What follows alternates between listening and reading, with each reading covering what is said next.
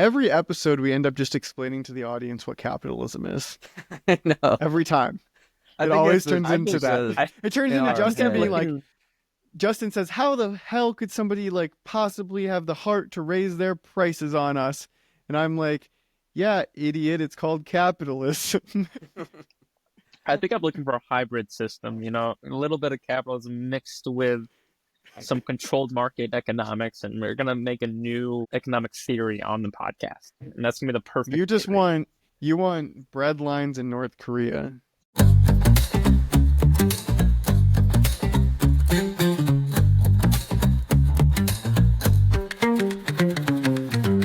We've been talking since the 5th grade, and somehow we've got more to say. Beat kicks in faster rhythm. Inflation's high, the game's too steep. Stream wars rage while we lose sleep. Big tech's wild, the Fed's a mess. But let's start a party, I guess.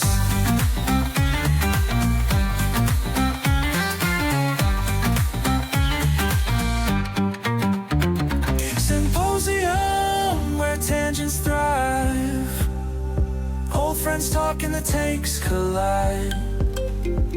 Symposium, no wrong or right. Just good conversation deep into the night. Yeah, we're still talking.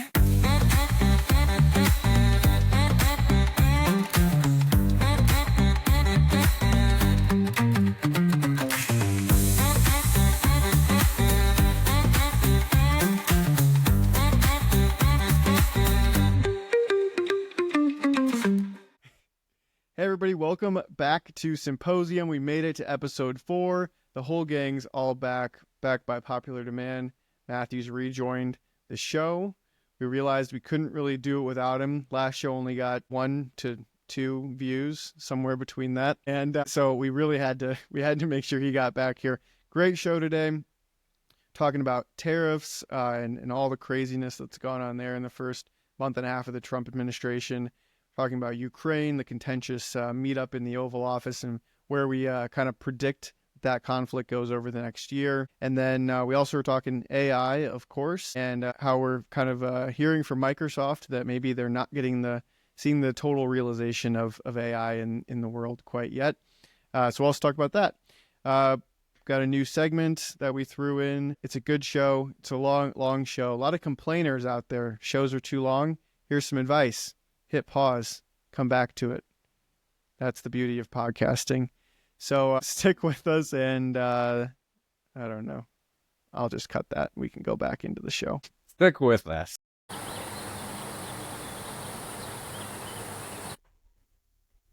We're all back. Back like we never been left. like a month. Better than ever. Basically, you took a month off there, Matt. We took a month off in episode 3. Yep, an entire episode. You want tell us about your endeavors or what you were up to? I guess the first thing that I missed was was I sick or did I work? Can't remember. That was a while ago.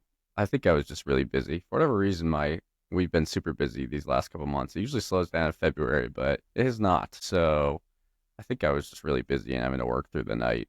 But now it's starting to slow down a little bit. We still have some projects and things, but Working through the night? not the whole Through the night. night. But I was sick. Working on the night. I was sick, and then I needed to make stuff up, if I remember correctly. And so I was just like trying to catch up on everything. So that was the last time I missed. And then Actually, I think I before only missed wait, one, Matt, right? curious. Just wanted to give you the opportunity. A couple of listeners wanted to know what we did for our professions. So I think Austin chose not to share. Justin and I shared a little bit about our background. That was just a good segue. If you wanted to share a little bit about your background, or if you don't want to, you can do that too. Yeah, it's pretty top secret stuff. You won't be able to find me on LinkedIn. Let's just say the government doesn't like me to talk about it. But if I must, I work for a company that handles benefits for employees. He went honest with it. Sam told listeners that he was a cattle farmer. It's a bit derivative, but okay. Yeah, so I'm So, sure yeah. that actually, speaking of whoever asked those questions, episode 3, the one where we continue to get emails from our one emailer, and he keeps being frustrated that Matthew's not We on know the it's a show. he? I do I know think we it's could a make he, some guesses yes. on who it might be. Okay. Well, turns out our last episode only got 1 view. So it looks like not too many people missed you. So good thing you're back. Thanks. That's crazy. Sometimes Yeah, all Yeah, you but need is also gotta- one. all these different platforms, man. So, the viewership Well, is... Thing is, I checked Spotify, 1 view, YouTube, 1 view. They could all so- be different views, though. That's tough. Let's say max 3, and that means our numbers are skyrocketing. Well, and you didn't put it up. I mean, it's only been up for how long? It's been up for a good week. It was late. Trouble could is, also we didn't share it across any of our platforms. We didn't share any clips. Hmm. We gotta, we gotta do those things. So, since we're Yeah. all financially invested in this, here's my pitch. Big time. I will edit the show, and I will get it published. But you all have to handle making sure that we flood the other platforms with our clips. It makes the clips for us. We just gotta post them. Deal? Or no deal. Like share Or symposium? no and deal? stuff? Do you know that like, Meghan literally Markle used to post be the clip one of on the- our thing. Like post the Instagram reel onto our Instagram. Post the YouTube short onto our YouTube. Like I Seems log fair. into the symposium account and post it? And post. Yes. We can do a mini Yeah. symposium demo on how to do it. Yeah, Yes, I guess we I can was do like, that. am I supposed to know how to do this right PowerPoint now? presentation. Sam has been the leader of that, but if he needs to elicit some of your help, I'm basically saying have these guys help, not me. You heard it from Yeah, the man. Yeah, we can. All right, you've sold me. Do a All right, little boys, you recruiting. heard I'm in. it. Well, that was easy. Gosh, so much to talk about. Speaking of Meghan Markle, she's got a new show You out. didn't hear what I I'm said. told. I didn't. I just heard you say Meghan Markle. You said deal or no deal. Or maybe I added the no deal part. But She was a Meghan model. Markle, she used to be one of the case girls. Oh my I learned God. that this That's weekend. insane, actually. I didn't know that. That is wild. I forgot about that. I feel like She's I knew also it. on I used to Suits. watch Deal or No Deal all the time. She was on Suits. Amazing New show. suits. That was awesome. And then now she's got this new Netflix show she's catching a lot of flack about. I'm hearing it from Victoria. That's that just what What's it she about? does for a doing, living. It's like her cooking and doing all these little things. It's like a lifestyle show, it was described to me as. Mm. Another lifestyle show. Nice. We Yeah. should turn this but into a apparently lifestyle pod. I lead a pretty She exciting does life. have an interesting lifestyle. it might do better. Well, I think her lifestyle is not very relatable, is what I'm being told, to the common woman. What? People don't live like a queen? There's that. You might say my lifestyle is not very relatable, though, so who knows? That's relative. What else happened? Did you guys watch the I SNL didn't. 50 thing 2 weeks ago? The anniversary show? Yeah, I watched it. It was great. Yeah, I really enjoyed it. I really thought liked they it. hit a lot of the me big too. ones. It was interesting. I heard that they had they only invited like 300 people. It was like very limited supply of people, and so like even the big guests didn't really even get like plus ones or anything. So they tried to limit it to as few people as they can get to this thing. And it was kind of interesting, the group that they invited. Like they probably had to leave out a bunch of like old cast members and hosts that did the show before because they just, in their opinion, weren't famous enough. Yeah. But yeah, no, the clips were Thought really it was funny. good. I felt like I I liked it. knew most of them. I don't know if you guys are big SNL people, but I felt like I knew most of the little shorts that they did. And they did a good job of like bringing in a bunch of the newer people. Like they brought in Sabrina Carpenter and stuff, and they brought in She was the big star. they got like Meryl Streep to do that alien skit, and I Yeah. feel like I heard that Meryl Streep had never done the show before, so that was kind of a big deal for them. I watched it with people who were 1 year younger than us, and they knew like none of it. And I really got disheartened by like I was like contemplating the whole time, am I on like the last generation of like people who know television? And Kind of. maybe it was just the people I was with. So I don't know. I watched the first episode of Survivor on Wednesday of last week. I haven't You been kind of look super like into the Survivor. host right now. You look like the guy who's the host. Come on in, guys. What's his name? man. Jeff something? Yeah, Jeff Probst. Jeff. It's hosting the show. A Count lot as of people watching idolize him, and I'd say I'm not quite there, but the more I look like him, the better. I'd say that. Got But selected I was for a watching reason. with somebody. He's got a face for TV. Little maintenance here and there. Like we I have think voices he for gets radio. Botox. Yeah, that's right. Voices for Symposium podcast. But I was watching Survivor, at a friend's house, and she was watching it with like one of those TV antennas, and so it was like on local channel ABC News, and it had like the old school like banners pop up at the bottom with like people like crossing arms, like making advertisements for their shows coming up, and the commercials would come on, and it just dawned on me that this is the first time that I've watched actual TV in probably years. Instead of watching shows like Survivor when they come out on their respective streaming service. And I kind of missed it. Kind of missed having the little banner guys pop up and be like, The Flash, episode 12, like coming up at 7:30 p.m. Central. Anyways. And you're watching Disney Channel. Yeah. You guys don't watch TV at all? I feel like I'm kind of old school. I still kind of watch TV. I like flipping through the channels. I like listening to the radio. I had my presets. I haven't flipped through the listen to the channels radio in a long time. To the channels, what an old concept. I just like it. It gives me more variety. Sometimes if you're on Netflix or HBO or whatever, it's Max now. I don't know. Sometimes I don't know what I'm looking for, and I don't want to like scroll through just like all these titles. I'd almost just rather like them pick something. And sometimes I feel like there's a lot of like old movies that I love, but I wouldn't sit down and like pick it on Netflix and watch the whole movie. I kind of like that. Oh, look, like Charlie and the Chocolate Factory is on, and it's like an hour in. This is like a cool scene. I like this. I'm going to flip it An on hour and like in. watch that. Yeah, I'm like, I know where I'm at. Like, I swear, most movies that I've seen, I haven't seen the first 10 minutes of. I've never actually seen the beginnings because it's always was on TV. I'm with you there, Prisoner Matt. of your own choice. Yeah. I never know what to watch, and every time I'm at like a hotel or something, having a TV guide, and it's like, oh yeah, sure, I'll watch this show or this movie or this random documentary. Yeah, I'm with you there. It's an easier way to I pick wonder if things. that's called something when you sit on Netflix or Max or something and you scroll and you end up scrolling for like 25 minutes. And then you end up saying, well, I don't really want to watch TV. And then you like turn off the TV. Like that has to have a Called- name, right? That's called Indecision, Friday obviously, night. but like, I feel like it's that happens to Marathon and I a lot. We're like, ooh, that we'll add to the list. We add like 3 things to the list and then we don't watch anything. And it's just like, well, I guess that's kind of like scrolling through the channels, and you might end up on Animal Planet, and the meerkats are going on. You're like, hey, let's watch the meerkats for 10 minutes. That was great. It is. So maybe we The are missing future. something with all the scrolling. It's the future. It's the future of quality time spent together with your wife. Scrolling for 25 Indecisiveness.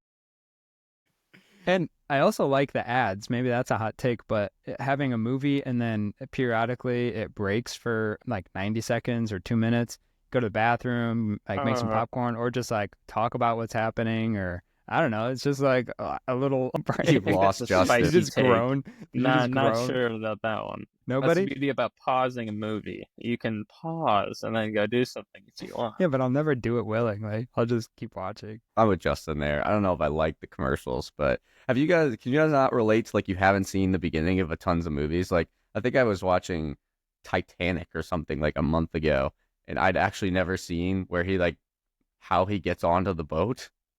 He like won that card game to get there, but it was the very beginning. I never knew that. I just kind of assumed he somehow snuck onto the boat or was able to snag a ticket last minute. Like I was like, whoa, this is pretty interesting. I didn't know this guy got on the My boat. first guess, Matt, is that you've never sat down and said, I'm going to watch the Titanic.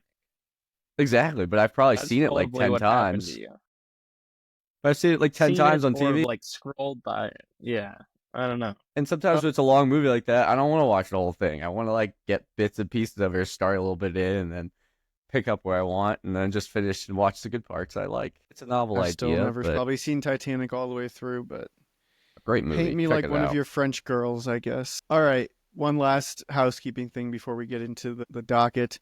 I went on a bit of a symposium roadshow this past weekend. I was up in our hometown.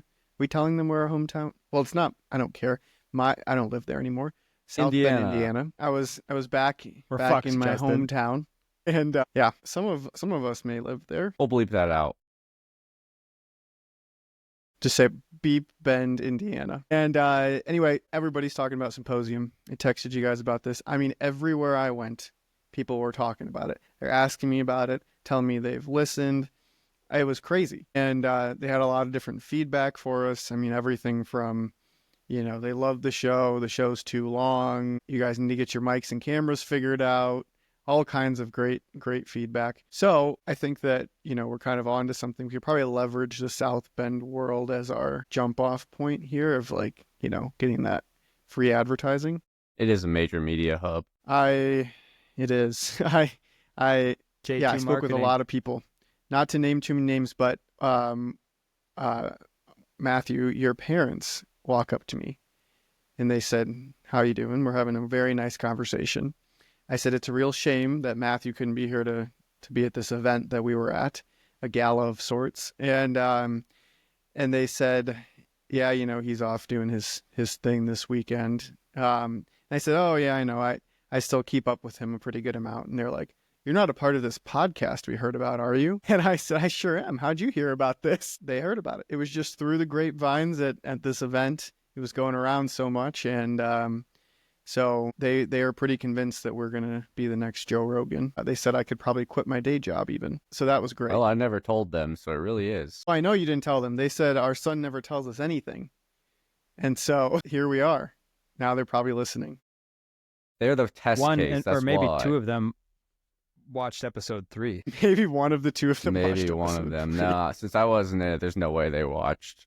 They could care Yeah, less they about you turned losers. it right off. I mean, the fans do love Matt. Every time you're not on, they're asking about you. Where My is one he? stalker. Yeah. 100% ask rate. No, I've had 3 or 4 people say that Matt's their favorite. You've got Yeah. fans. He's you're the level-headed one in the group. Once I start have to pull out the restraining orders, I'll believe it.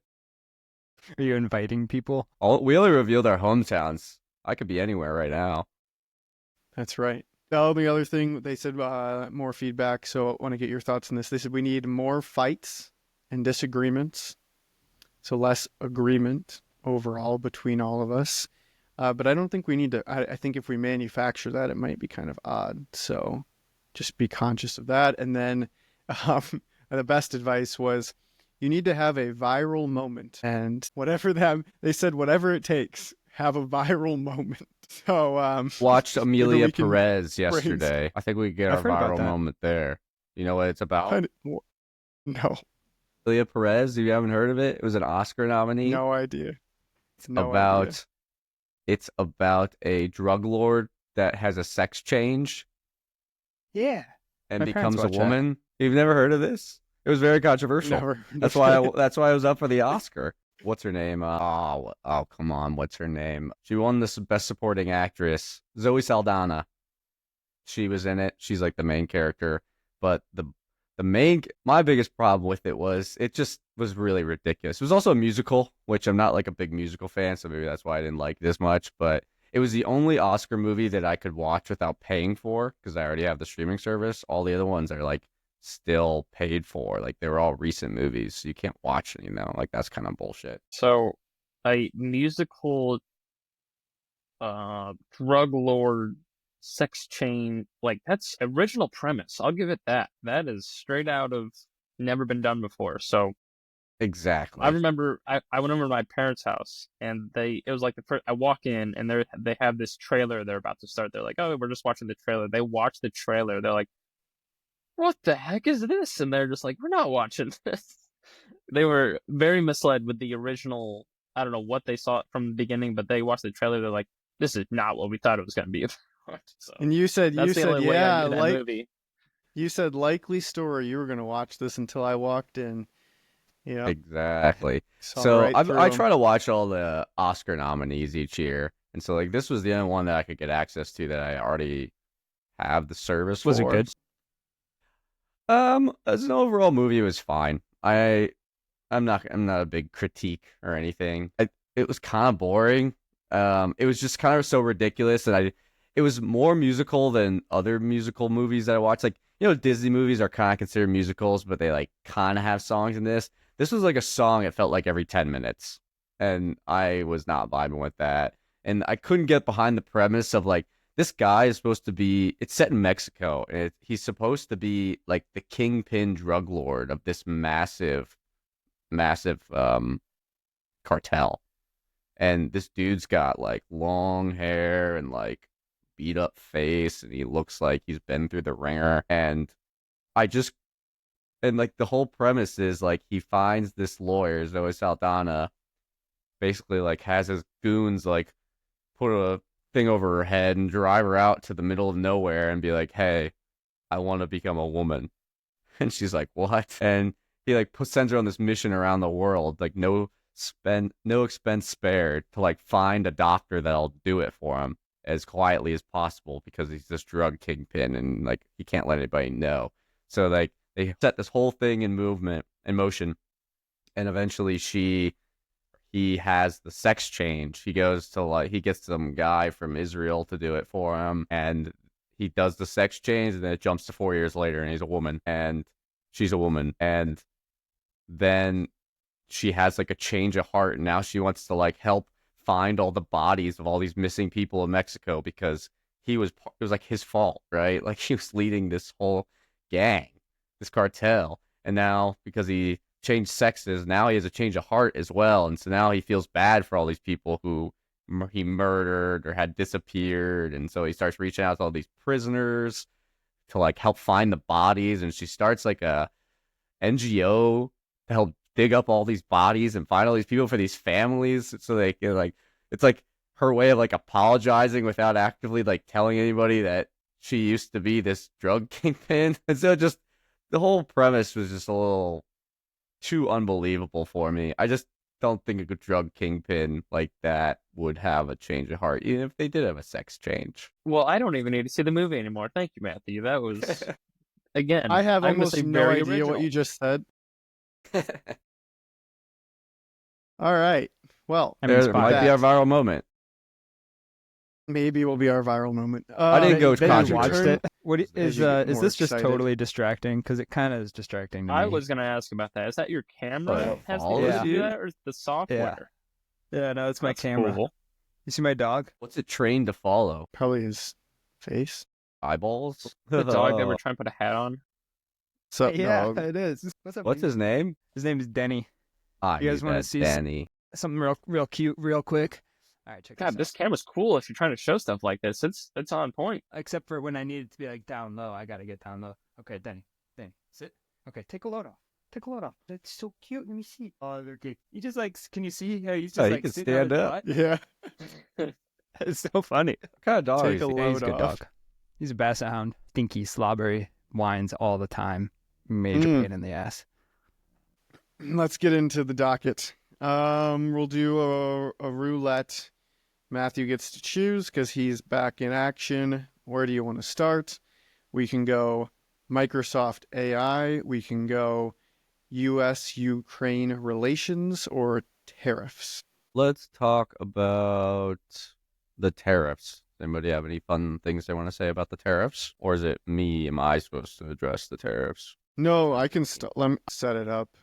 And then we can just like get everyone's thoughts on it. So in the insane month and a half-ish that Donald J. Trump has been president, there's been never a slow news day. We've had all sorts of developments around tariffs getting announced back beginning of February on Canada and Mexico and China, and then being kind of put on pause up until March 3rd for Canada and Mexico at least. And March 3rd came and those tariffs supposedly have gone into effect. Very unclear. The news changes every day. There's a lot of speculation in the stock market. It's kind of like insane volatility every day that we're seeing because people just are not sure what's actually going to happen, how long these things will last, what it means for prices of everything, really. So I've kind of taken the stance of just not reacting too abruptly to anything that I see in the news up until maybe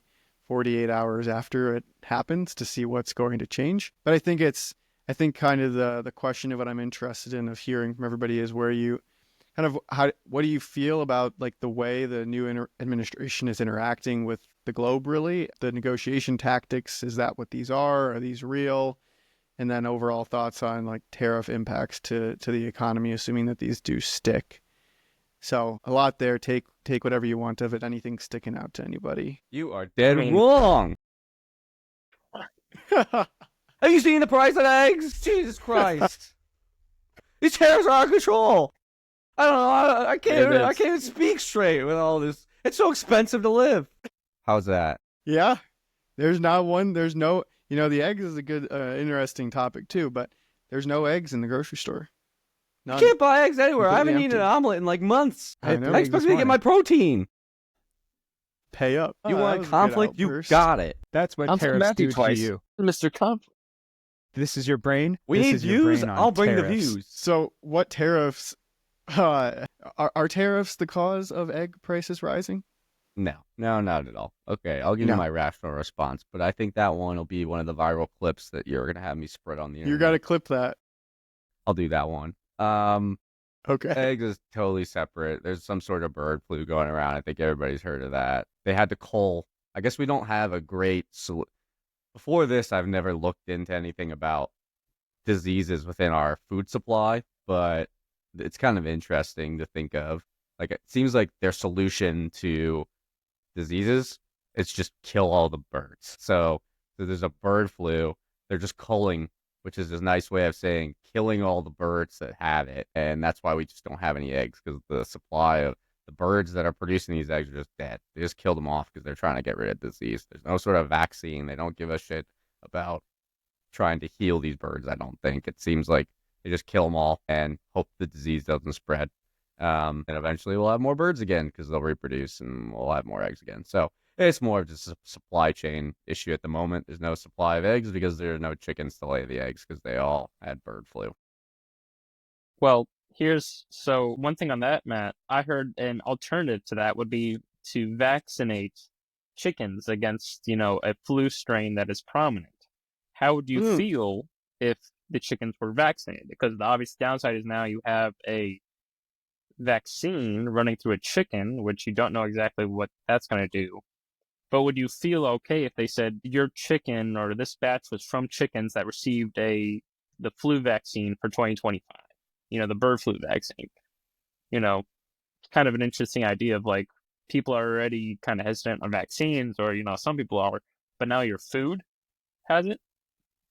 Like, is that weird, or what do you guys think on that possible solution instead of cooling? No, I don't need 35 million. vaccinated eggs. I just don't know how you'd organize all the chickens to go to all these locations to get their shots. That'd be real tough. It was hard enough Fair to get point. all of us in 2020. To get them to not lose their vaccination cards. Yeah, like they're gonna have to get on their phones. They're gonna have to look up all these different locations, hop in their car, do the drive-through. You don't know which ones are legit. That was my problem. Chickens, it just seems like it'd be more difficult. You didn't know which COVID pop-up sites were legit. You just went to each one and got a shot.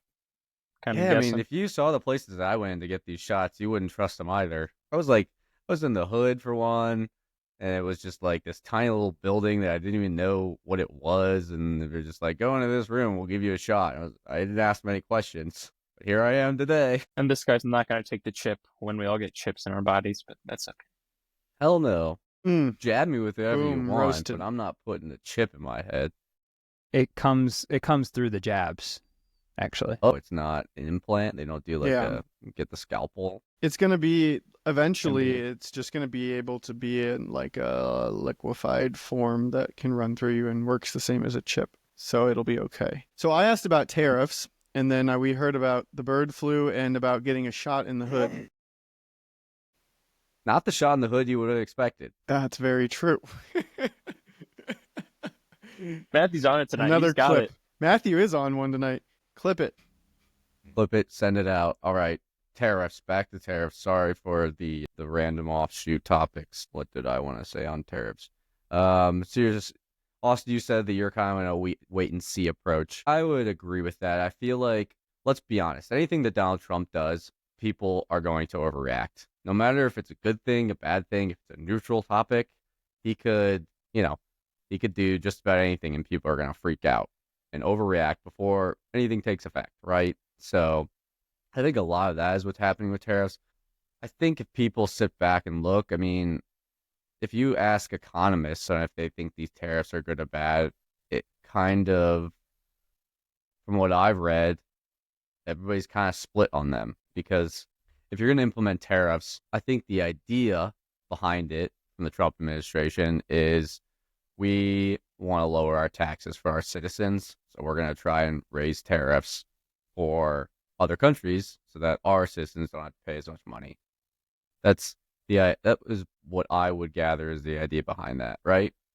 And tell me if you think otherwise. Well, so the point of tariffs, right? You tariff goods coming or imported goods, so therefore you are incentivizing businesses to bring jobs into the United States to avoid an import tariff. Bringing jobs in the United States has the one major downside of labor being more expensive. When labor is more expensive, typically, unless your tariff is so high, your price of your product is going to be higher. So I don't really understand tariffs in the sense of compared to with inflation, right? Because if prices of products are going to go up, I don't really see the end game being positive for Trump in this sense. At least maybe I'm not understanding how this is going to help lower prices, right? He comes into office with a big promise to help fight inflation, and this seems almost counterintuitive. Austin, I don't know if you can correct me on that, but I'm just not seeing the sense behind tariffs being the way to lower prices. I think we're seeing the priorities of the new administration shake out. So I think what they would like, they're okay with potentially short-term pain if it means that we can reshore some of this production and frankly just get leverage against some of these trading partners / I would say adversaries in the point of China. I think that that's being seen as more of a value or what we're putting more emphasis on right now, with the hope that that works essentially, and that this isn't a forever tariff and doesn't turn into a complete trade war, like spiraling trade war, because then maybe that will cause inflation to rise. It will cause, frankly, like slower economic growth at the same time. That will equal like a period of stagflation, a period of just underperforming assets, and just not the growing world that we want to be living in, or the country we want to be living in. Can you please define stagflation for the listeners? Yes, it's a period of rising inflation and negative or flat economic GDP growth.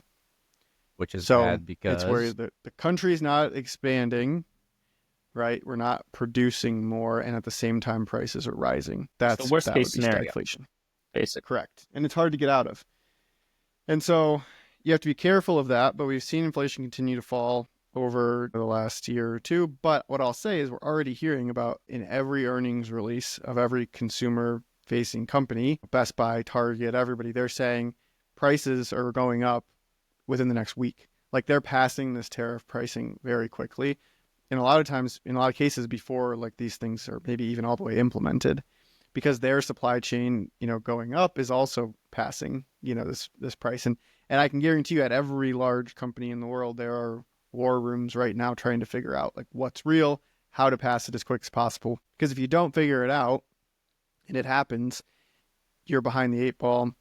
You're going to have worse gross margins at the end of the next quarter. And you're going to have to explain why you couldn't get your pricing right to account for the tariff impact. So I think that's what's happening, whether like Trump goes through with it or not. So it's a matter of how fast can we turn them on and off at the actual like individual business level, which is a lot easier said than done. So what's the major incentive behind it for Trump or for the Trump administration? What would any of you, what's up for grabs, what would you say is the reason he's trying to add these tariffs now? What do you think, Sam? I think interesting angle for me, and I think I've heard the Trump administration talk about this, is with tariffs, you're aiming to decrease supply and increase demand for local production. So a result of that is did I get that right? First of all, I tend to get those switched.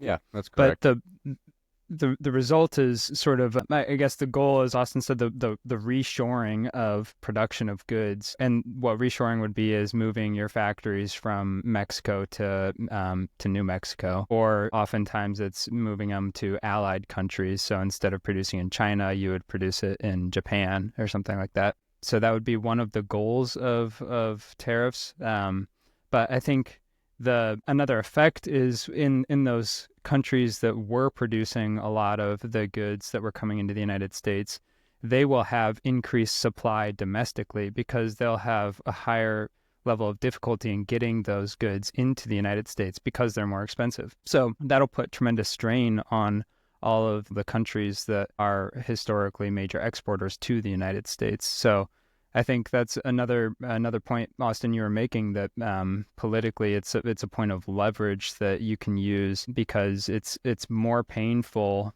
for these companies to put a stop in that sector of their economy than it is for the United States to endure short-term price increases.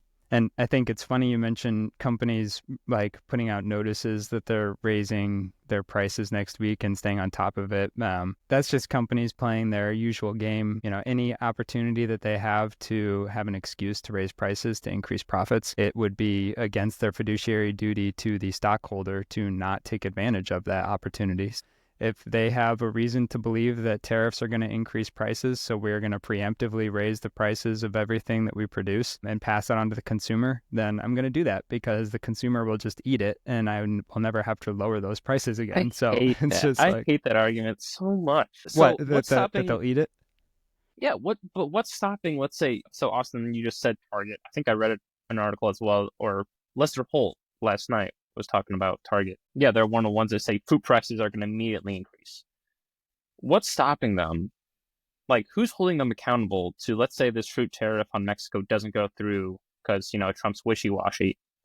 Is someone going to hold them accountable? Let's say they do go up 15, 20 cents, and someone's going to nationally call them out and say, hey, look, the tariff's not in place. You guys shouldn't need to do this. I don't know. It's just one of those things, like, well, you get to make stop? that decision you get to make that decision every day with your dollar and where you choose to spend it.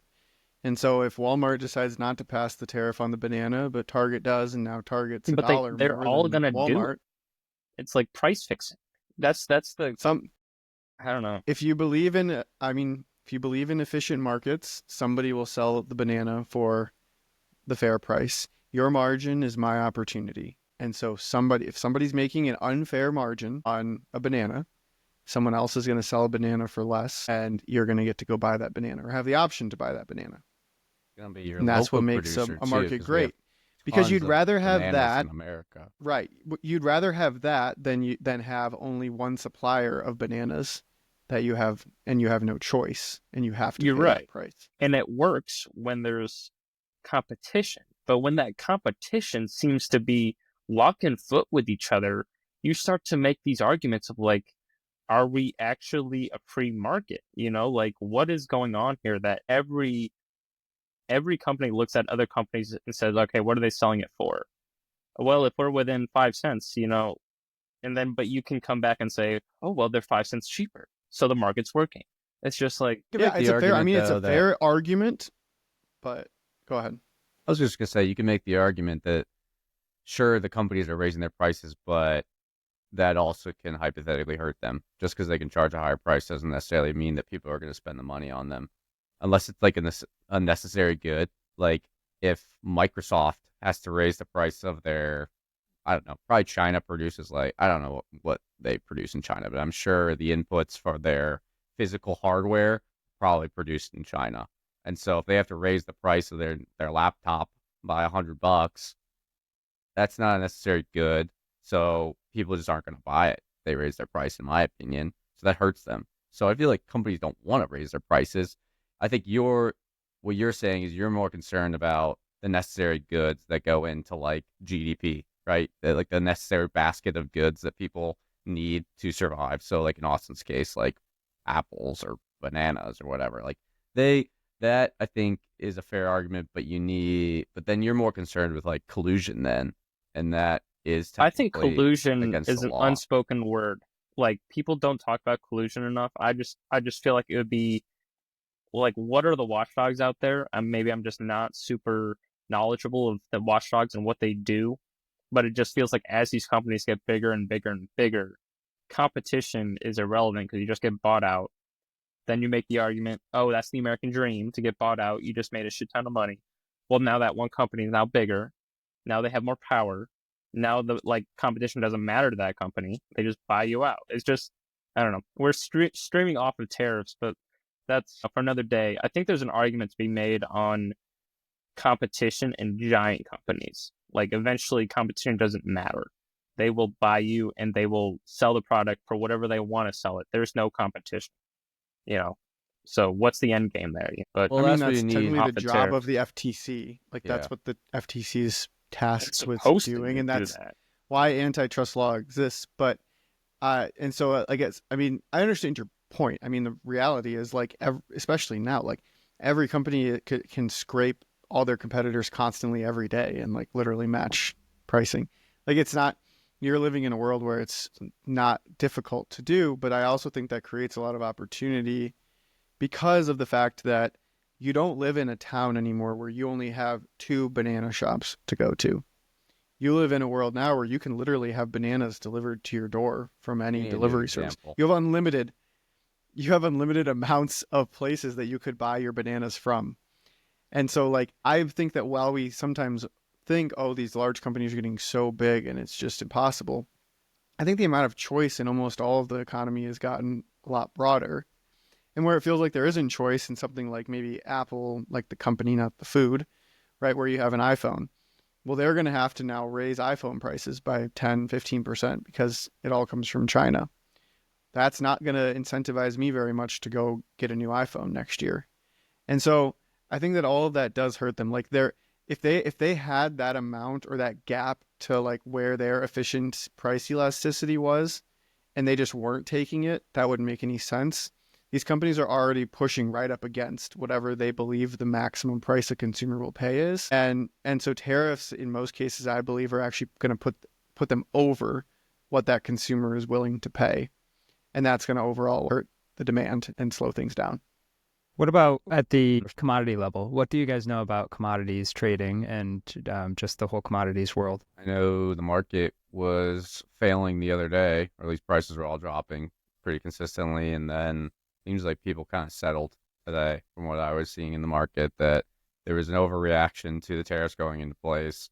Now there's word that maybe Trump is wishy-washy on the tariffs and they might not go into place, but he's willing to negotiate with Canada and Mexico and they might not go into place. So people are more confident now and the market seems to be stabilizing a little bit. But I don't know what you're looking for here. Specific to commodities, like, I mean, I know about commodity trading, but Yeah, I guess like, what's your question? my point of asking is maybe we're looking at this a level too shallow, and it's not Walmart and Target that are colluding, but I'm thinking more about the component parts that go into all of the products that we consume and how those prices are determined and traded. I know a lot of commodities are traded using futures contracts. So that's a derivative of today's value of a commodity, which prices in things like expectations of upcoming tariffs. So I'm just speculating here. So if any of you have any knowledge about it, feel free to fill the gaps. But I'm thinking if a company like Walmart needs to buy a bunch of apples or even technology, silicon or something, that the companies that are producing the apples or the chips that go into the computers are actively taking on price fluctuations through their purchases of commodities to go into these materials. So they are passing on those costs to Walmart, who would then have to immediately raise the price next week for the consumer because my suppliers have just raised their prices because of, the fluctuation in the pricing of the component parts. And then I have questions about who has the means of production as far as, like, mines for rare earth and materials, and farmland, who is actually producing and owning the farms that make the apples. And so now if China owns 90% of the farmland in northern Indiana, I'm totally making that up, but I could see it being true, honestly. Then, like, is that a kind of monopoly that isn't regulated by the FTC? And then, like, could they be fluctuating banana prices wildly in a way that nobody would have any watchdogs overseeing? A lot of questions in there, but that's just kind of what's firing off in my brain listening to you guys talk about it. First thing. I think Go ahead, Austin. Go ahead. I was just going to You say, first thing, we need a different example. No more bananas. Bananas is a good one, though. Much. Hold on. Bananas is a good one. I want to talk about bananas. Okay, go ahead. Okay, because maybe even at the supplier level of bananas, there is intense competition, right? So, like, Dole is a huge banana supplier, but even they only have, looks like, I'm doing a little bit of background research, They have 40% market share. But there are several other large, which is a lot, but there are That's a several lot. other large competitors Does Chiquita who have are the other keeping. 30%? Chiquita has a lot too, like who are keeping them in check. And so I would say that in some cases, my main concern would be less around like those base level suppliers, but you do bring up an interesting point around, like rare earths and some of like the natural resources and who owns the land and all of that. And I think that's where you're seeing like Trump try to fight and like go do some of these things, like go buy Greenland or go, do a deal with Ukraine for like rare earths and stuff, and that, or mineral deal, right? So like I think that that's what's playing out on the like global scale, country by country. But at the supplier level, I think again, my margin is your opportunity, right? So even though Nvidia owns the world right now in chips, they're capturing this moment in time where everyone has to buy the H100 chip if they want to power their AI data centers. Somebody will catch up. Somebody will eat into their profit margin eventually. It might take some time. So I think like in these moments of time, you have potential for monopolistic profits. It's always been the case. Whenever you have something new that comes out, you always have that moment in time where you can capture those profits. But in the long tail and like as time goes on, that always gets eaten away in every example.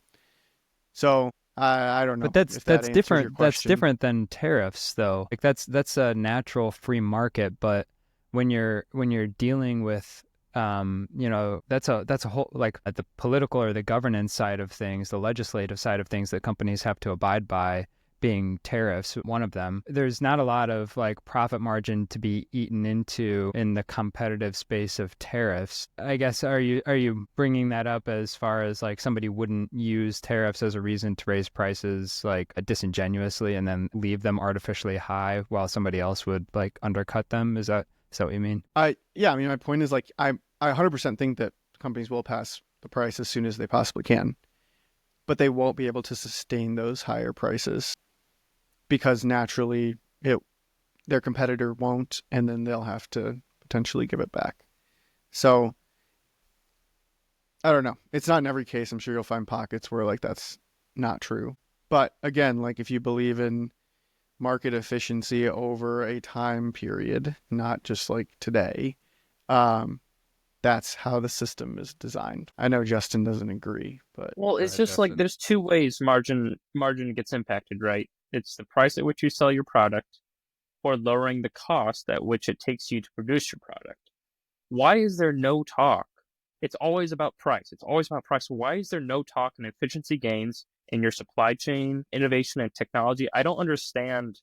And maybe there this is. is What are you just, talking about? The price of a flat screen TV is like $10 now. yeah, You but used to like pay thousands of dollars for a flat screen TV. That's all efficiency. That's all cost yeah, savings, that's a great technology example, but gains. you just picked like the trademark example of that. I'm talking about like basic products. Like why is there not more research going into more fuel efficient like ships and stuff like that to transport these goods? Like why isn't Walmart taking that stance when they have all this money to do that? Like improve things outside of price to get your prices down. There's no talk of ever bringing prices down. And you make that That is argument. the You're like, no. Every company, that is the sole focus of every business, is to lower their costs. That is like everything that they're trying to accomplish is to lower cost in but you the say hope like that you that don't one like day price going could. down. You've said that. You're like, we don't want to I see any don't, because deflation. we don't, but we don't want to see inflation either. I think Like, I think you're not going to get to a point where, because if I said, hey, I'll lower, we can have 10% deflation next year, but Justin, I have to take 10% of your salary next year. Your salary's coming down 10% next year. Like, you wouldn't want to make that trade. And so that's the problem. But we don't want to see runaway inflation either, because wages can't keep up with that. there's a disconnect between what you two are saying as well. I think Justin is, in terms of the efficiency, like Austin said, all companies are trying to go as efficient as possible, but that doesn't necessarily mean they want to lower the price. They want to lower their cost of producing a good and make it more efficient. They don't want to have to lower their price to consumers because then they make less money. No company will want to make less money. So I think what you're saying, Justin, where you say you don't hear about those things, probably a lot of times because it's either proprietary. They don't want to let their competitors know how they're reducing their costs of producing a good because that's their competitive edge over someone else. So you just don't hear about it, I would say, as much. But you definitely see it in Austin's example of the flat screen TV or anything that anybody who has a huge margin, they're trying to be as Elon efficient as Musk possible slept to on the get the factory margin. floor for like a year to be able to solve cost problems of building the Tesla Model 3. And you can now buy that car for how much? Hold on. $29,990. That includes like the estimated savings. If you don't include that, $35,000. Yes. So they're always looking for new efficiencies, but they're not necessarily looking to lower their prices. They're trying to expand their margin. So the less it costs to produce something, they can make wider margins. So they're gonna charge whatever they can until someone's not willing to pay it.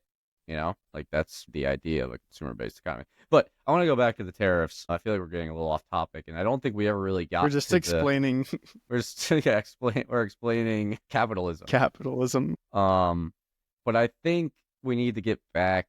I don't think we really answered the meat and potatoes question of like why the tariffs are in place. Like I think most people, if they're not following it too closely, they're just like, it's Trump. He just wants to do what he wants to do, and he's just doing it to intimidate other countries because that's who he is. And maybe that is part of it. But I don't think we really answered why they're going into place. And so that's what I kind of want to ask you guys is, do we think it's Trump following his election promises of America first and saying, we're going to start producing more things in America. We're going to keep American jobs. So we're going to put tariffs on even our allies like Canada because we want to keep jobs in America. And if we raise tariffs on other countries, then, now these car companies will start to produce more goods here and that'll keep our American jobs. Or is it more of, I'm the new president. I have the authority to do this sort of thing. Look, I'm going to throw this tariff on whoever I want. And now for me to reduce this, you got to negotiate with me because I'm Mr. Art of the deal. Is that maybe where this is coming from? Or is Like an it ego what I- versus actual wanting to get American results. Yeah, or like it not necessarily is around prices, but he wants to negotiate with these other countries. So he's bringing his leverage to the table by saying, look, I can just slap a tariff on you, but actually I want Mexico, you to build this wall. Like, is that why he's doing it to Mexico, right? Like for other reasons to negotiate. Is that why? And I'm not giving all this credit to Trump. These are all just theories. I'm saying, are these why he might be doing it, or is it just ego based? That very likely be it too. Or is it kind of what I was saying at the beginning on having to do with taxes? Like he says he wants to lower taxes for Americans, but the only way you can really lower taxes is to find another revenue stream, and that is basically taxing the rest of the world. And that's another reason why you put tariffs into place is to raise government revenue without having to tax your own citizens. So does anybody have a strong feeling about any of those theories, or do you have your own? Matt, you really great points. I'm trying to remember some of the potential reasons that you were listing for the tariffs. Like, is it just Trump being Trump art of the deal? Like this is a negotiation tactic, or I think you listed a couple others, but yeah, so either like negotiation tactic, using it as a way to leverage a negotiation for political reasons or for something else that he wants. Is it purely, I'm the new president, I'm showing you that I am a strong president or that I'm an authority and I can make these decisions and you need to understand that this is American dominance? Or is it America first, like election promises to his constituents saying that I'm going to keep jobs in America and we're going to produce more things in America? And then the last one was to raise revenue for the government.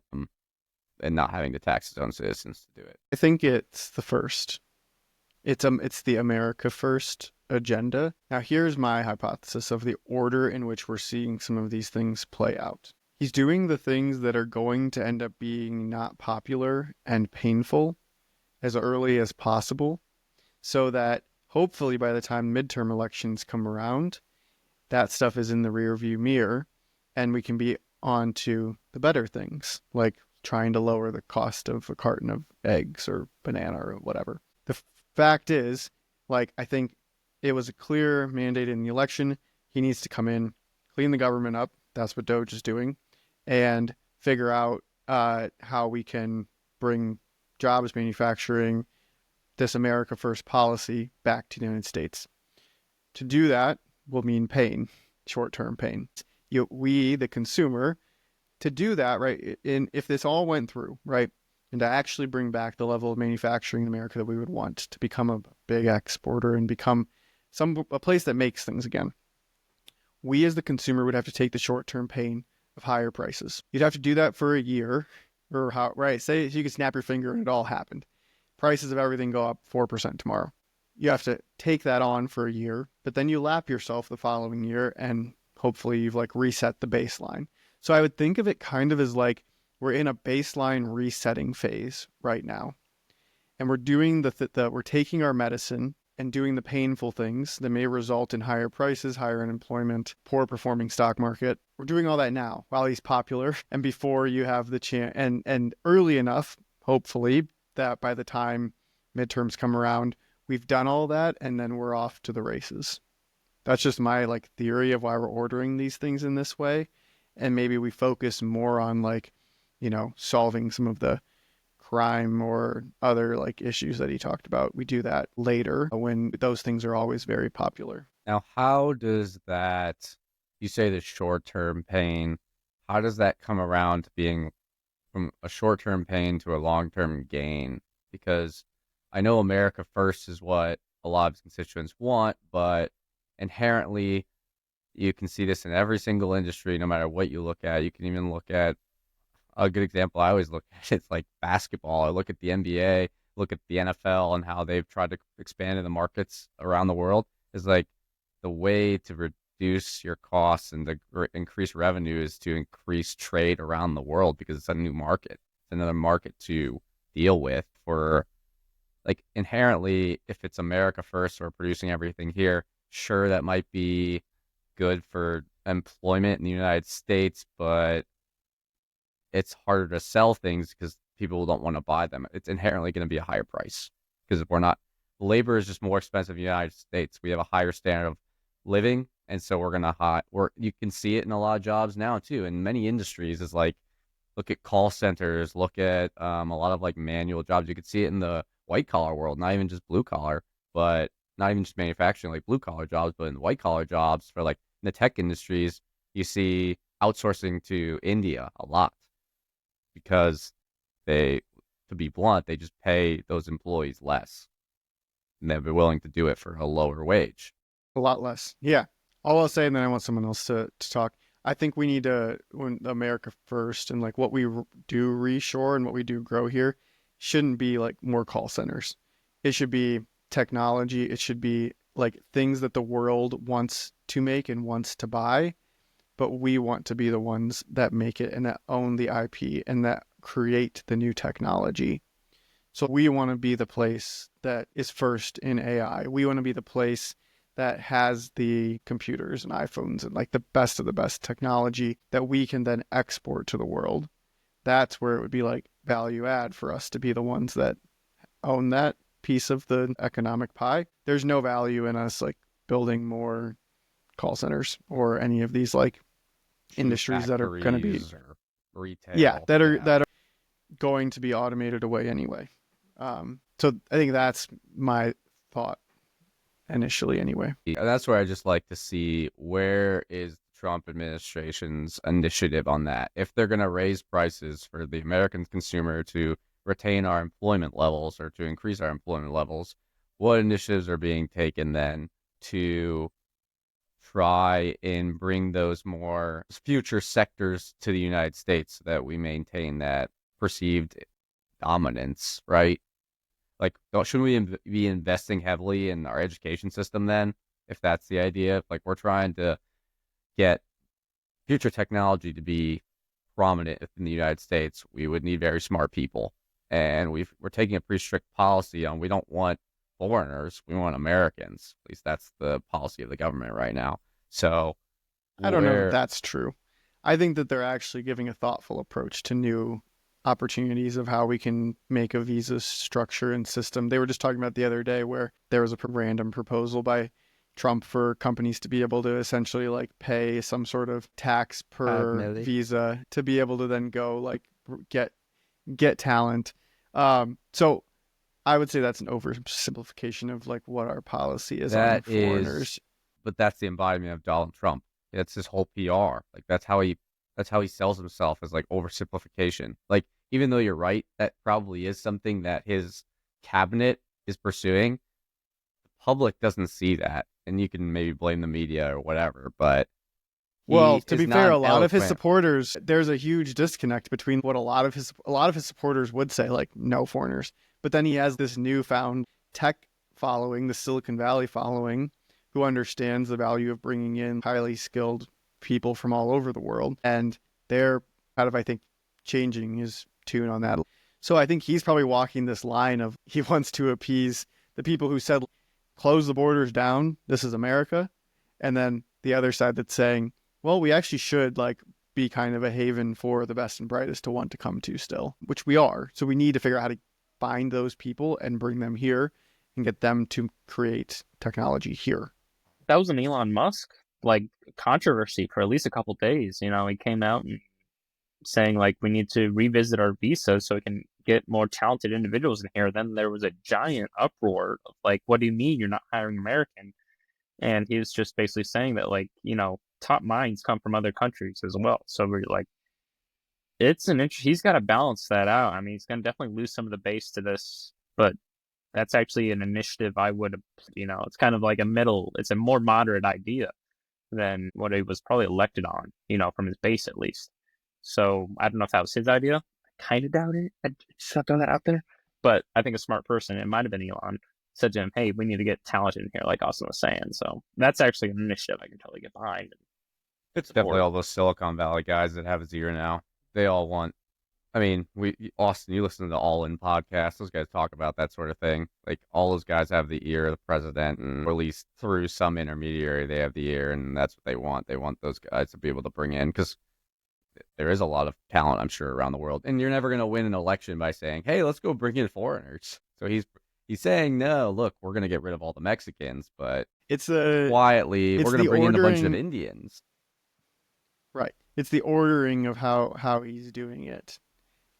Which I want to get back to the. You want to close us out? On this I want to get back. I think Justin, did you have thoughts on tariffs too? I've got some thoughts I can share, but I think I'd like to hear your stuff, Sam. Yeah, I wanted to get back to that, but before we do, just to comment on the immigration discussion, and I want to push back on the idea that Trump supporters are just anti-immigration in general, or I'm sure many are, but anti-foreigners generally. I think a valid concern that the right raised and that Trump raised was that we want immigrants, but it needs to be orderly and documented. Like you need to know who's in the country.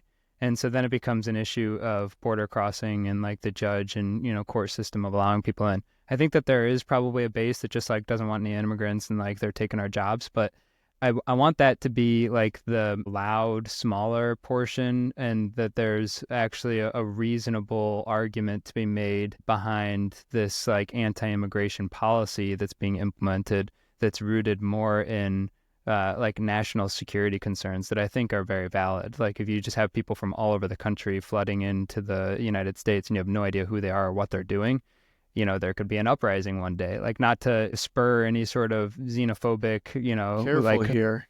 Yeah. Gonna have our viral moment.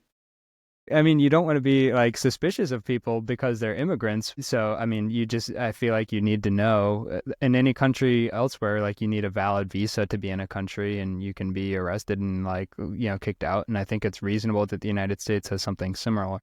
Yeah.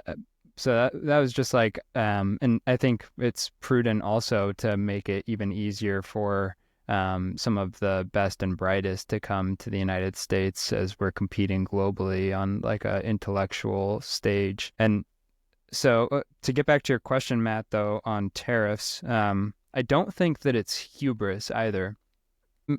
Trump's personality, I think he has a lot of hubris and he does a lot of stuff for hubris.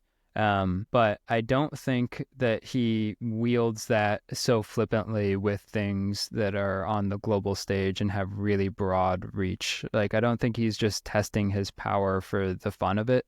I think that there's more rationale and thought behind what he's doing than just pure narcissism. Many people might disagree with that, but that's not my take watching him speak and the actions that he's taking. Whether or not you agree with the actions that he's doing, whether or not he had thought behind it even is another question. Like, you might still like really staunchly disagree with tariffs and, you know, the way that he oversimplifies things and the way that he does it quite brashly and aggressively, I think comes across as, I'm just doing this, I don't know what I'm talking about, and I'm just doing it to be, you know, a bully and to, you know, I'm swinging my big tariff around. Beep. Beep. Yeah. So I don't think it's hubris.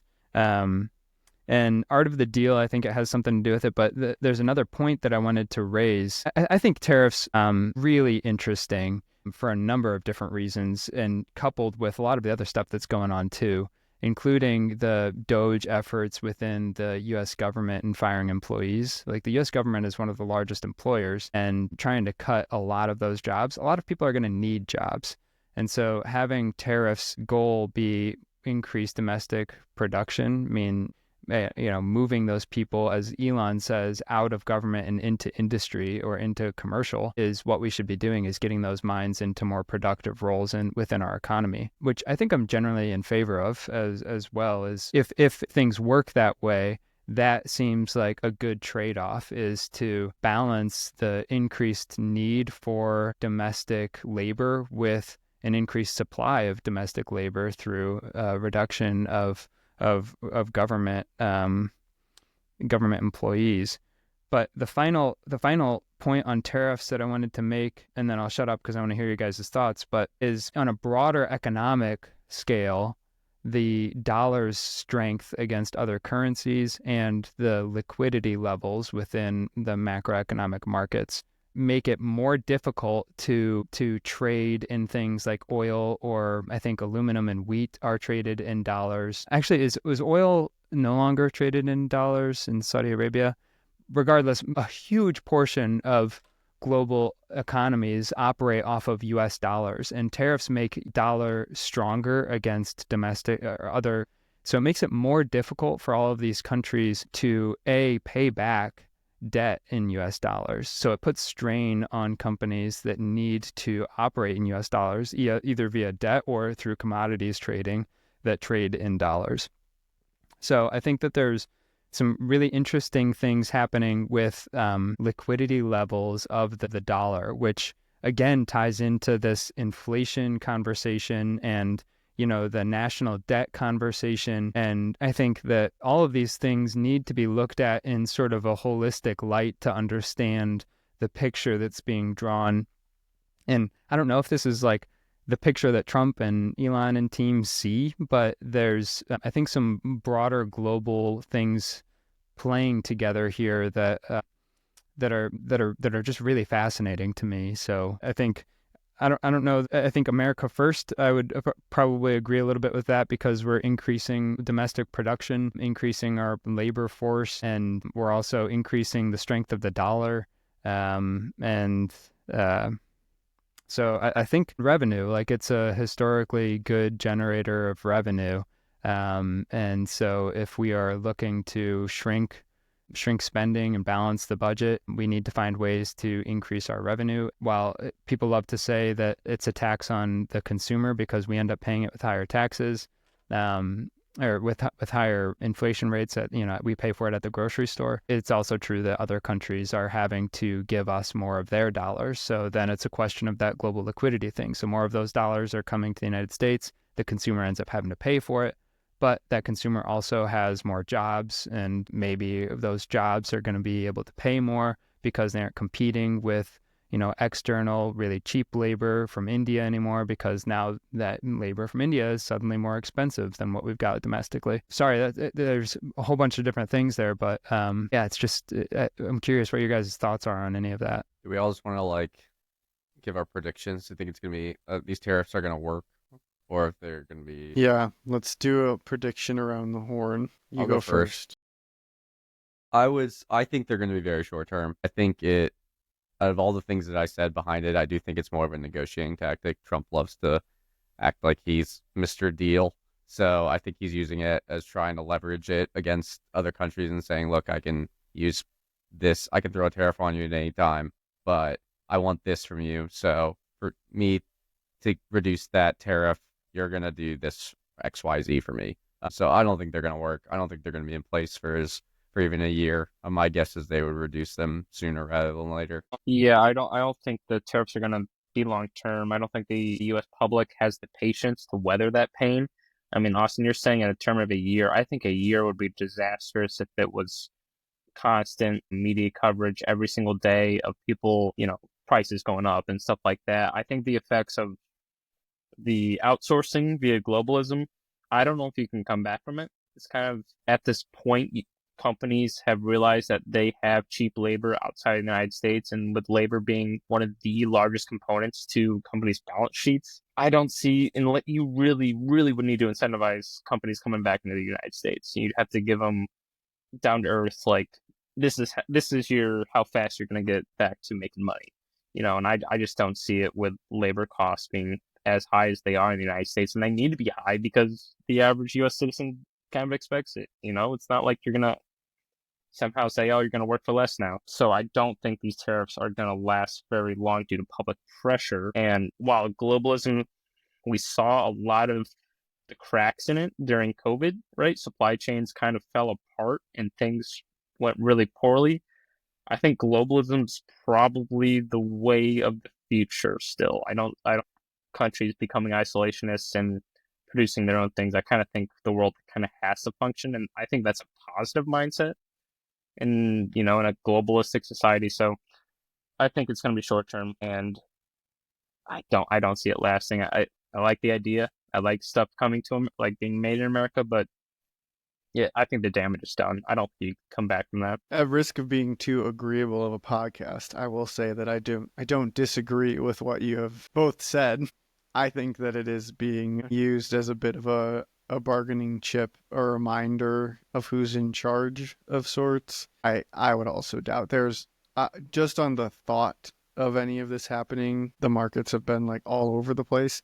If you started to actually get readouts where inflation was ticking back up, I mean, it would be all hell would break loose. Now, I'm speaking as someone who owns public equities, so I realize that like that doesn't apply. Like there's a large portion of people who like are not affected each day as the stock market rises and falls, but it definitely affects how I feel. And so I think that there's just like no appetite for going back to a period of any type of like higher inflation. If anything, like we need interest rates to start coming down. And if inflation starts ticking back up, like that's not going to happen. So for what it's worth, I also like probably don't believe that there's that it's actually on the Trump roadmap to truly get into some type of huge trade war here.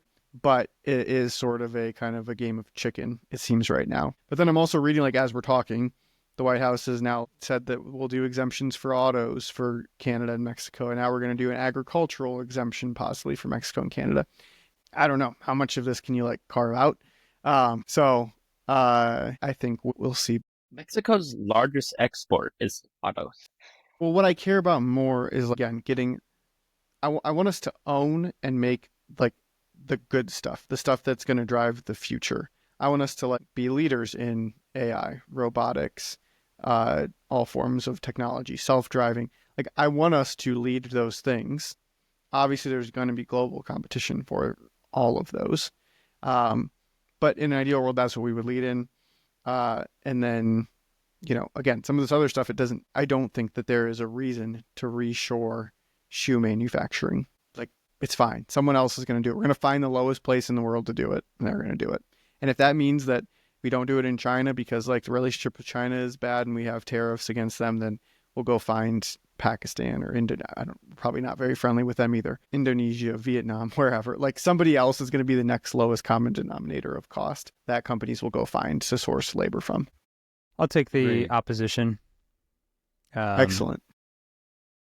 I think probably some are going to be used as negotiation tactics and just strong arming some people who don't have leverage into doing what we want. But Trump, going back into the 80s, has always been a major proponent of tariffs and has fought pretty harshly with economists, just telling people that they're straight up wrong about tariffs.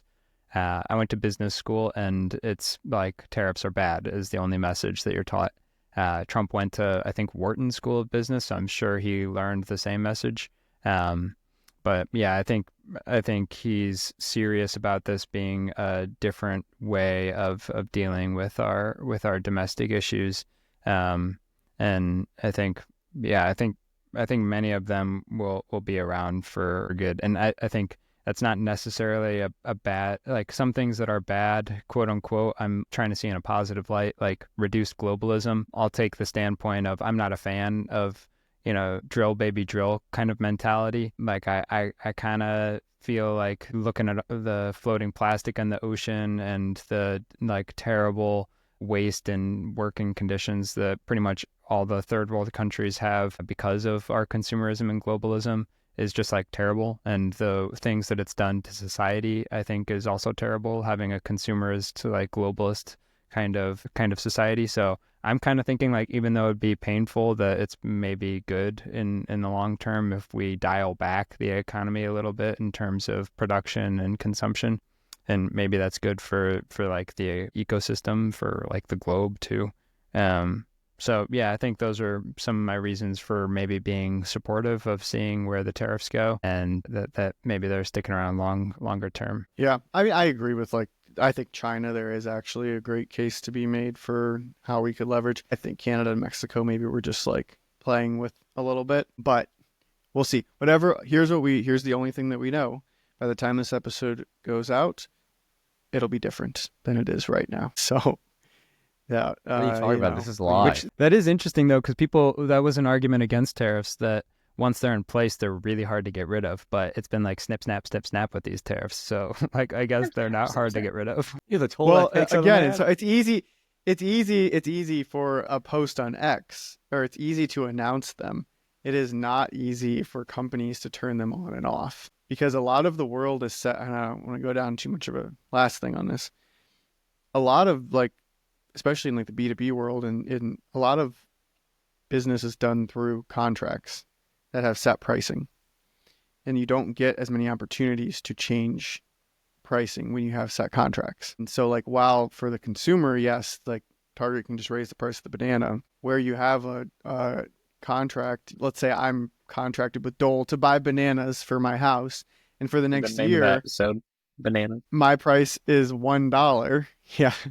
My price is $1, and now like Dole's like, well, shit, we really need to charge $1.20 for that banana. I'm saying, nope, you can get me next year when we renegotiate. So it isn't, from that standpoint, very easy to turn them on and off. But yeah, makes sense. That's nonetheless. All right, we have to move on to our next topic. Wait, do we need to get our sponsor in? Who's our sponsor today, Matthew? Sponsor, Dole, best bananas in all the. I would have never guessed. Now with thicker skin. And Dole, if you're hearing this, we'd love to sponsor your episode if snip, snap, snip, snap. That was a circumcision joke. It was. No, it was a second joke. Right. From The Office. Right. Snip, snap. Right. Snip, snap. Can we take a 1 minute break? 1 minute break. We'll see you then. Every episode, we end up just explaining to the audience what capitalism is. Every time. It always turns into that. It turns into Justin being like, Justin says, how the hell could somebody like possibly have the heart to raise their prices on us? And I'm like, yeah, idiot, it's called capitalism. I think I'm looking for a hybrid system, a little bit of capitalism mixed with some controlled market economics, and we're going to make a new economic theory on the podcast. And that's going to be the perfect You want bread lines in North Korea. Capitalism, like late-stage capitalism, hasn't been studied. So people don't understand what happens when companies are so big that they don't give a shit what you do to them. No one knows what's going to happen. So still better than the alternative. That's why we have to make a new alternative, Austin. I'm saying we got to think here, all right? Yeah, no, you're I not think wrong. the I think we're tariffs would be kind of fun. relitigating it. We're kind of relitigating capitalism every episode, which is fine, but we need to, if we're going to litigate it each time, then we need to come up with ideas to fix it, or it's just us complaining, which we're all guilty of. We could have I do a it. segment called like my brand new idea or something like that, and that person comes up with something that's never been thought of before. It might be ridiculous and impossible. We actually But that's should, the whole and that stick could of be a it. good segment. It's called My Brand New Idea, and then one person has to come up with it, and then we all give it a score. And Okay. whoever gets the most points by the end of the year is the winner. Voted on by the So, viewers. who That wants to makes be me today's My write stuff Brand New down. Idea? I feel like Sam. We don't have Sam? an It's answer. just Sam's category. Sam, He's I know built for Sam this. always has one. So, Sam, at the end of the show, you get to present the first My Brand New Idea. I I'm can't. doing it now. That one's already But the thought of. Pythagorean theorem? It's already been thought of. It's not a new idea. 0. I already presented this to you guys like 3 years ago. I'm Pythagorean disappointed you theorem. guys don't Theorem? I remember. was about to say. Yeah, Second theorem. Well, don't do it yet. Do it at the end in the segment. We but gotta I'm set fired it up, and you guys were just talking about it. I got to do it just quickly, just to jog your All right, memory, yeah, and we'll then put it at the we'll end. get back on track. We're doing the Really segment quickly. now, and then All we'll do right, another all right. ad, and then we'll get to Ukraine. Got to squeeze the ads in. But there. this has got to be it's a concise segment. Yeah, this is Yeah, this is it can't this is be- concise. This is concise. Yeah, one question from each of you if you have one, and then we'll move on, and no sidetracks. This is a new hybrid economic system, like what Justin was just talking about, where the goal of the system, be forewarned, this is very abstract. It is a new economic system with a lot of unknowns, okay? So this hasn't been tested before, it hasn't been thought of before. There are holes and things that we'll need to talk about, but it's a new idea. It's a potential, okay? A squared plus B squared equals C squared. The idea is, in your bank account, you can either have a positive balance or a negative balance. And the rub is neither is better. In this economic system, the goal is to be as close to a zero balance as possible. And the benefit of this system is that when you make a trade, you're incentivized to make a trade that balances out both parties. So really simplistically, I might be at plus 100 in some way that you would measure it. You might be at minus 100. And when we do this trade, it would get us both closer to zero. Okay? That it would, maybe that's through like decreased prices. I don't want to get into the nuance of it, but the benefit of this is that there's no loss in value between the trading partners. When the goal is to be at zero in all transactions and on all balances. Let me just pause there and see if you guys are just like totally lost before I lose you any further. Well, it's kind of like Totally the state lost. of matter, right? Totally lost. It's like you can, like, all the matter's already there. You never create or destroy matter. It's all together. I mean, it all Exactly. equals X. Yep. So this is an economic system, like a monetary system? Yeah, I think it would be a different economic system, and because of that, it would be a different societal system. And I don't have a lot of answers for how we would operate societally, but in a world that's not capitalist, we aren't going to be living like we're capitalists. So a lot of things that you understand the world to be today probably won't work in this new system. We'll have to find a new way to try and accomplish those same things. But Justin, you're exactly right. It's like there's no loss between the two, the value. It's like conservation of energy. And I can bring this into the real world through cryptocurrency and the ability to trade peer-to-peer with somebody else and to be able to store actual assets and actual value digitally. So now I have the opportunity to make trades with my peers that captures 100% of the value of the person who created it and distributes that 100% of the value to the person who's receiving it. So now you don't have banks or middlemen or central banks with inflation. All you have is this sort of seamless system where all of the value that exists in the world, which if you want to be derivative about it, is just your time. Like money is just a representation of your time and how much you value your time. And so if you have your time and the way that you spend it, and you can somehow capture the value of that time, transfer it, trade it with other people, have some kind of economic and social system in a way that there's no loss between those parties. And there's no, with not having an ever increasing need for like, how much is enough to retire? I don't know. I just need a bigger balance every single month. You don't have that in this system. Everybody wants to be closer to zero. So there are some socialist ideas in here where it's sort of equalizing, in that the goal is no longer accumulation and generation of wealth and things like that. Those are capitalists. Those are old ideas. The new idea is to generate wealth and then to be able to generate value and then be able to use that value to experience your life and, I don't know, whatever you do in this new hypothetical Pythagorean ruled world. I don't I'll get ask the the a first squared plus question. b squared equals c squared. That they don't add up to equal even. I don't think that's how that works, but maybe I'll we have to look at my start up with a notes. different It's been card a up while. front and then we go into it. But yeah. What does Okay, that was your one question. my one question? Yeah, I'm out. What does wealth look like in this system? Like, why do I want to get to zero? Yeah, so Exactly what I was. I think I've thought about this a lot of it. There's a couple of different answers that I think. One would be if you have a zero balance, maybe things are cheaper for you. So there's an actual benefit to you. Like the closer you are to an efficient level of trade, then you are able to get more out of it. So that's one potential way that you would be incentivized at keeping this zero balance. And then that incentivizes you like to trade with, if I have the most supply and somebody else has the most need, then we, being the furthest away from zero to apart, together would be able to reach exactly zero. So it also incentivizes to bring the to have needs met, I guess, which to me is like a positive societal thing. What is the incentive to invent? I guess what's the purpose of an invention? Is it for increased comfort? Like, what do we need as humans is really the question that you're asking. And I think that's more of a societally like conscious question than just this ever increasing drive for technology and like newness. I don't think that we like really have this innate need for new things.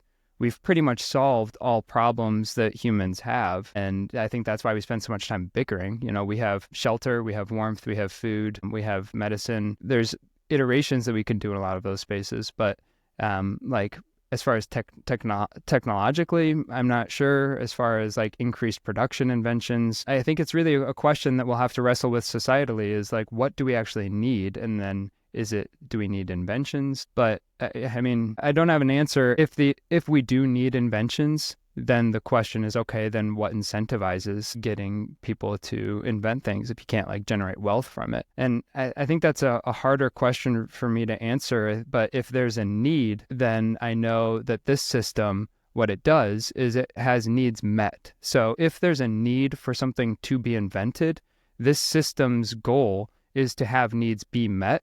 So I'm not sure how that would exactly interplay, but I think that this would still drive us towards inventing things that we need, if we do need just to be constantly inventing things. That's an That was a good interesting answer. take, though. Yeah. Yeah. Say we don't. This whole segment should be no critique. Like we get our question, and then just let the viewers run with it, right? Or the listeners, and they can be like, "This is a stupid idea. This is a great idea," and then they can put their comments if they want. But like, we don't critique. Should we give points I for don't the know. season-long race? I don't really for the know how best we ideas? value it. Justin, I'm going to need your bot code. I do like what you said. I really do like what you said there about there's a whole new way of thinking of incentives, which is interesting. Is like, because that's all capitalism, right? Capitalism is incentivize people to make new things, right? Like people make decisions based on their incentives, right? I find what Sam, it's definitely a revolutionary, totally different idea. Like basically changing the way that human It's not nature new, is though. built on incentive. No, but I think it's interesting. Sam's like, this system would address necessities. It just wouldn't address convenience as much. Because like the capitalist system, your incentive to have Amazon deliver packages to my door in 2 days is that you can make more money. Like that's not a necessity. We don't really have need a larger it. But house. It's convenient. Yeah, it's very nice to have. I think what Sam is saying is like in terms of the necessities for human beings. So like when someone came up with a new vaccine or a cure to something, they weren't doing it for wealth, at least most of the time. Like the necessities, they did it because they thought this is what humans need and I'm going to do it. Like most people that create revolutionary ideas are not doing it for wealth. Most of them, I would say. Not saying people don't just do certain things for wealth, but I'd say that most ideas that people are passionate about, they're not passionate. Most people aren't like, I'm going to do this because I'm going to make a ton of money this way. Like most people do it because they are passionate about it. So your system is saying those passionate people will still exist. They will still invent because that's who they are. So that is interesting. For the rest of the people, I don't know. I'm not going to critique it. I like the idea that we just give the positives and let people run with it. But interesting idea. All right, we'll let the viewers vote. Yeah, it's a comment. positives only section. I like that better. Yes. Yeah. Because it's really easy to shit on any idea. Anytime anybody ever has an idea, But the people just wanna viewers- shit on things. Yeah. Viewers are negative only. The viewers need to leave a comment, a score between 1 and 10. 1 is that this is the worst idea ever. 10 is the best idea ever. And then we'll add those up, and that'll be your score. I take issue with the question. The score that they're going to be rating is highly dependent on the exact phrasing that you use in that question. That's true. He's going to lead the viewers. We're just going to Yeah. say, rate the idea. No, you said, is this the best idea ever? Okay. Yeah, I mean, if you just say rate the Fair. idea, that's too broad. You won't be able to get any usable data because you aren't sure what they're rating the idea on. I think it's better if For maybe or if everybody against? just agrees. Positive Yeah. or negative would be the most basic one. What if Sam. they just have a positive or negative feeling towards it? Yeah. Like, what is yeah. your feeling towards it? Yeah. How do And you? it's either how does it positive make you feel? I or like that. negative. I mean, if you want a basic statistic, there Sure. you All go. right. I like So it. that's what it is. Positive or negative. And you just say positive or negative. And That's Sam, how I you want feel. the bot code, to make All right. Yeah. For Okay. something else though. That wraps up my big idea, our new segment. Now, on to Ukraine. 2 hours in, exactly. Justin, our what did I call you? Foreign czar. We got to give Ray a nickname, so History Justin's czar. going to be the I foreign want to be czar. the historic czar. The czar that The always gets history the czar. post. Yeah. I like historic czar. It makes him seem old and wise. Okay. Historic czar. I am the oldest one on the podcast. Why don't you Yeah, you're tell us ancient. your current thinking on the Ukraine-United States relationship? Yeah, so just coming out straight, this is not a black and white issue. There's a lot of details that go into the context of this whole history between Ukraine and Russia. It's a great dive if you ever want to do independent research. So Russia and Ukraine have never been really good friends. Right before World War II, there was a giant famine in Ukraine, largely because of the stuff Stalin did, but then Ukraine fought against the Nazi. It's very complicated. But the current status with that clip of Zelensky and Trump, I don't know if I've ever seen something like that in the modern day. That was by far the most aggressive meeting that has been televised. I guarantee they did not think it was going to go like that. I would not have had that published, really. But the outcome... If you were who? that- Would you not have? I would have... It's just strange, because I think Trump maybe has a reason to do it, but at the same time, the about face the United States has, if you just take a step back, and its role in the Ukraine war is insane to look at. If you're a foreign country and you look at, will the United States support me if if I'm in a war? In a matter of 2 months, it has been a complete 180 in the position of the whole country in terms of support for, support for Ukraine. That's just objectively speaking. So if you're like Taiwan, now we have different incentives to defend Taiwan, but you have to look at that exchange as saying, what is going to happen when the next person comes into office? I'm not looking at this as in a personal, what are we going to do now for Ukraine? I'm looking at the bigger picture of United States potential allies.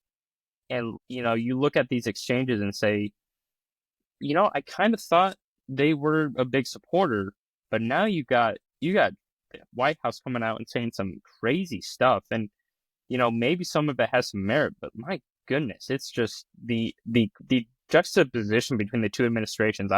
I don't know how you can count on the United States as an ally 100% now. It is what it is. I mean, administrations differ so greatly. It's just like,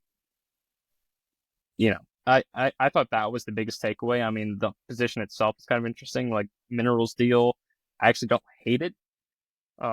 Sign this mineral deal, you'll get support. Honestly, I think this whole situation could have been handled with one good accountant. Just tell us exactly where every dollar we're sending you is being spent. And I think the whole country's like, okay, thank goodness you bought 15 million rounds of ammunition. Like, that's a good with our tax dollars. But a lot of the money's unaccounted for. So there's like merit in saying we should stop giving Zelensky money. And then I don't know. So it's not black and white, but that's why I think it's kind of an interesting issue, because there are far reaching ramifications.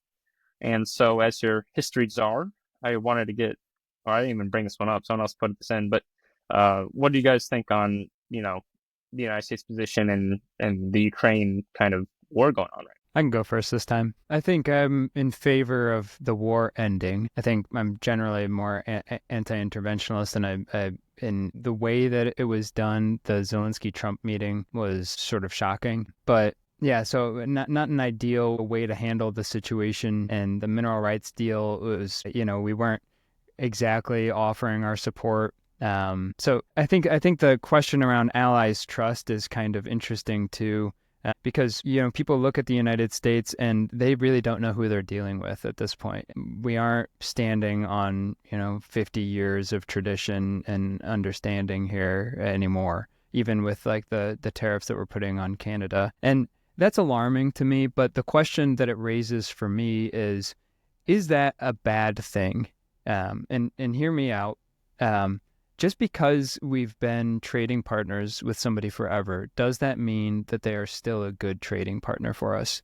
Or if we've been allies since World War II, are we still allied in our views and in our economies and cultures and things like that? Maybe the answer is yes for a lot of these things. But I'm saying we need an accountant of that as well, and just understanding, like, do we keep things because they're status quo or because it's really what's best for the United States? And so taking that sort of America first position again and understanding, how our allies are positioning themselves, who's actually allied with us versus our people taking advantage of us, or should we be spending so much money in Ukraine defending a country that's, not in NATO, not in, so, I think some of these questions are important to ask, and trying to get the war to stop so that people stop dying, I think is, crucial to me. But like you said, there's a lot here, and I don't understand a lot about, what would Putin do if we stop the war and then he just like does this again a year from now? That's what Zelensky wants assurances from, that they won't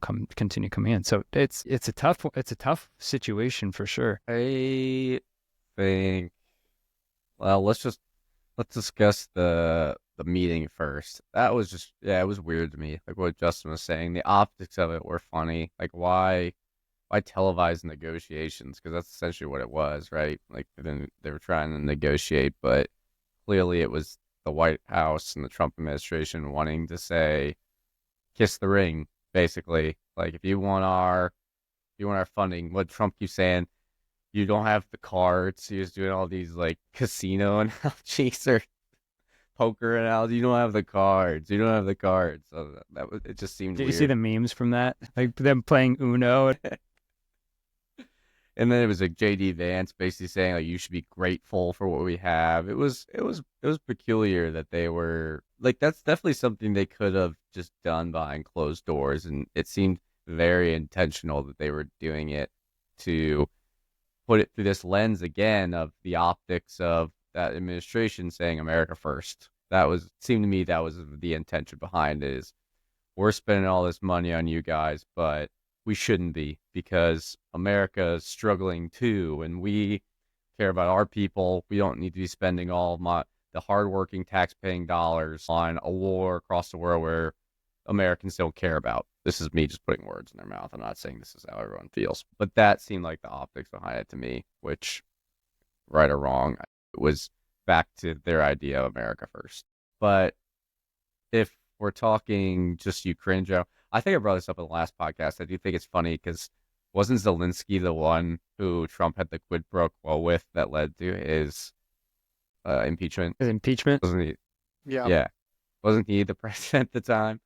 So that also could, I don't know, maybe there's some lingering feelings between those two because somehow that information got leaked and made the public and eventually led to his impeachment. You know how Trump doesn't like when his image is tarnished in any way. And that's a big Oh, he's blemish got on, grudges.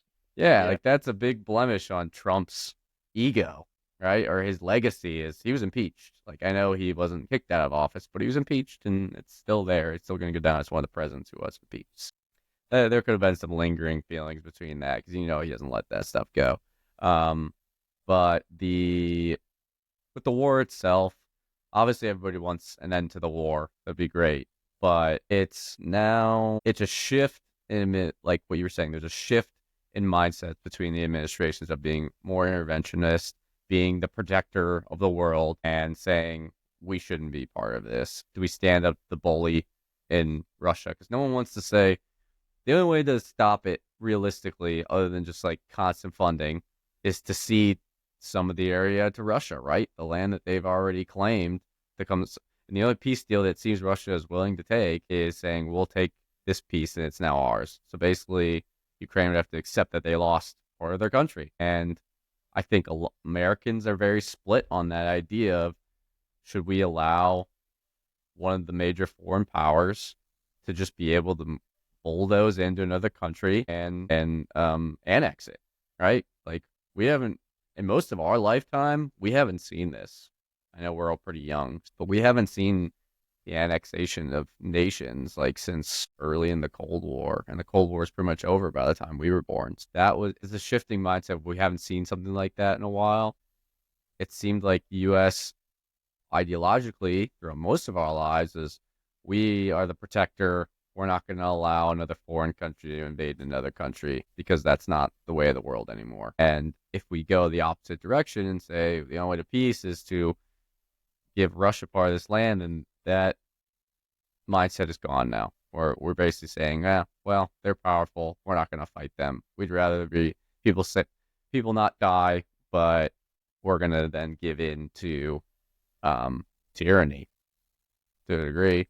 And so clearly the mindset of this administration is we'd rather not spend our money on this. We'd rather, and they frame it as we want to save lives in Ukraine, but some things in certain people's mindsets, some things are worth fighting for.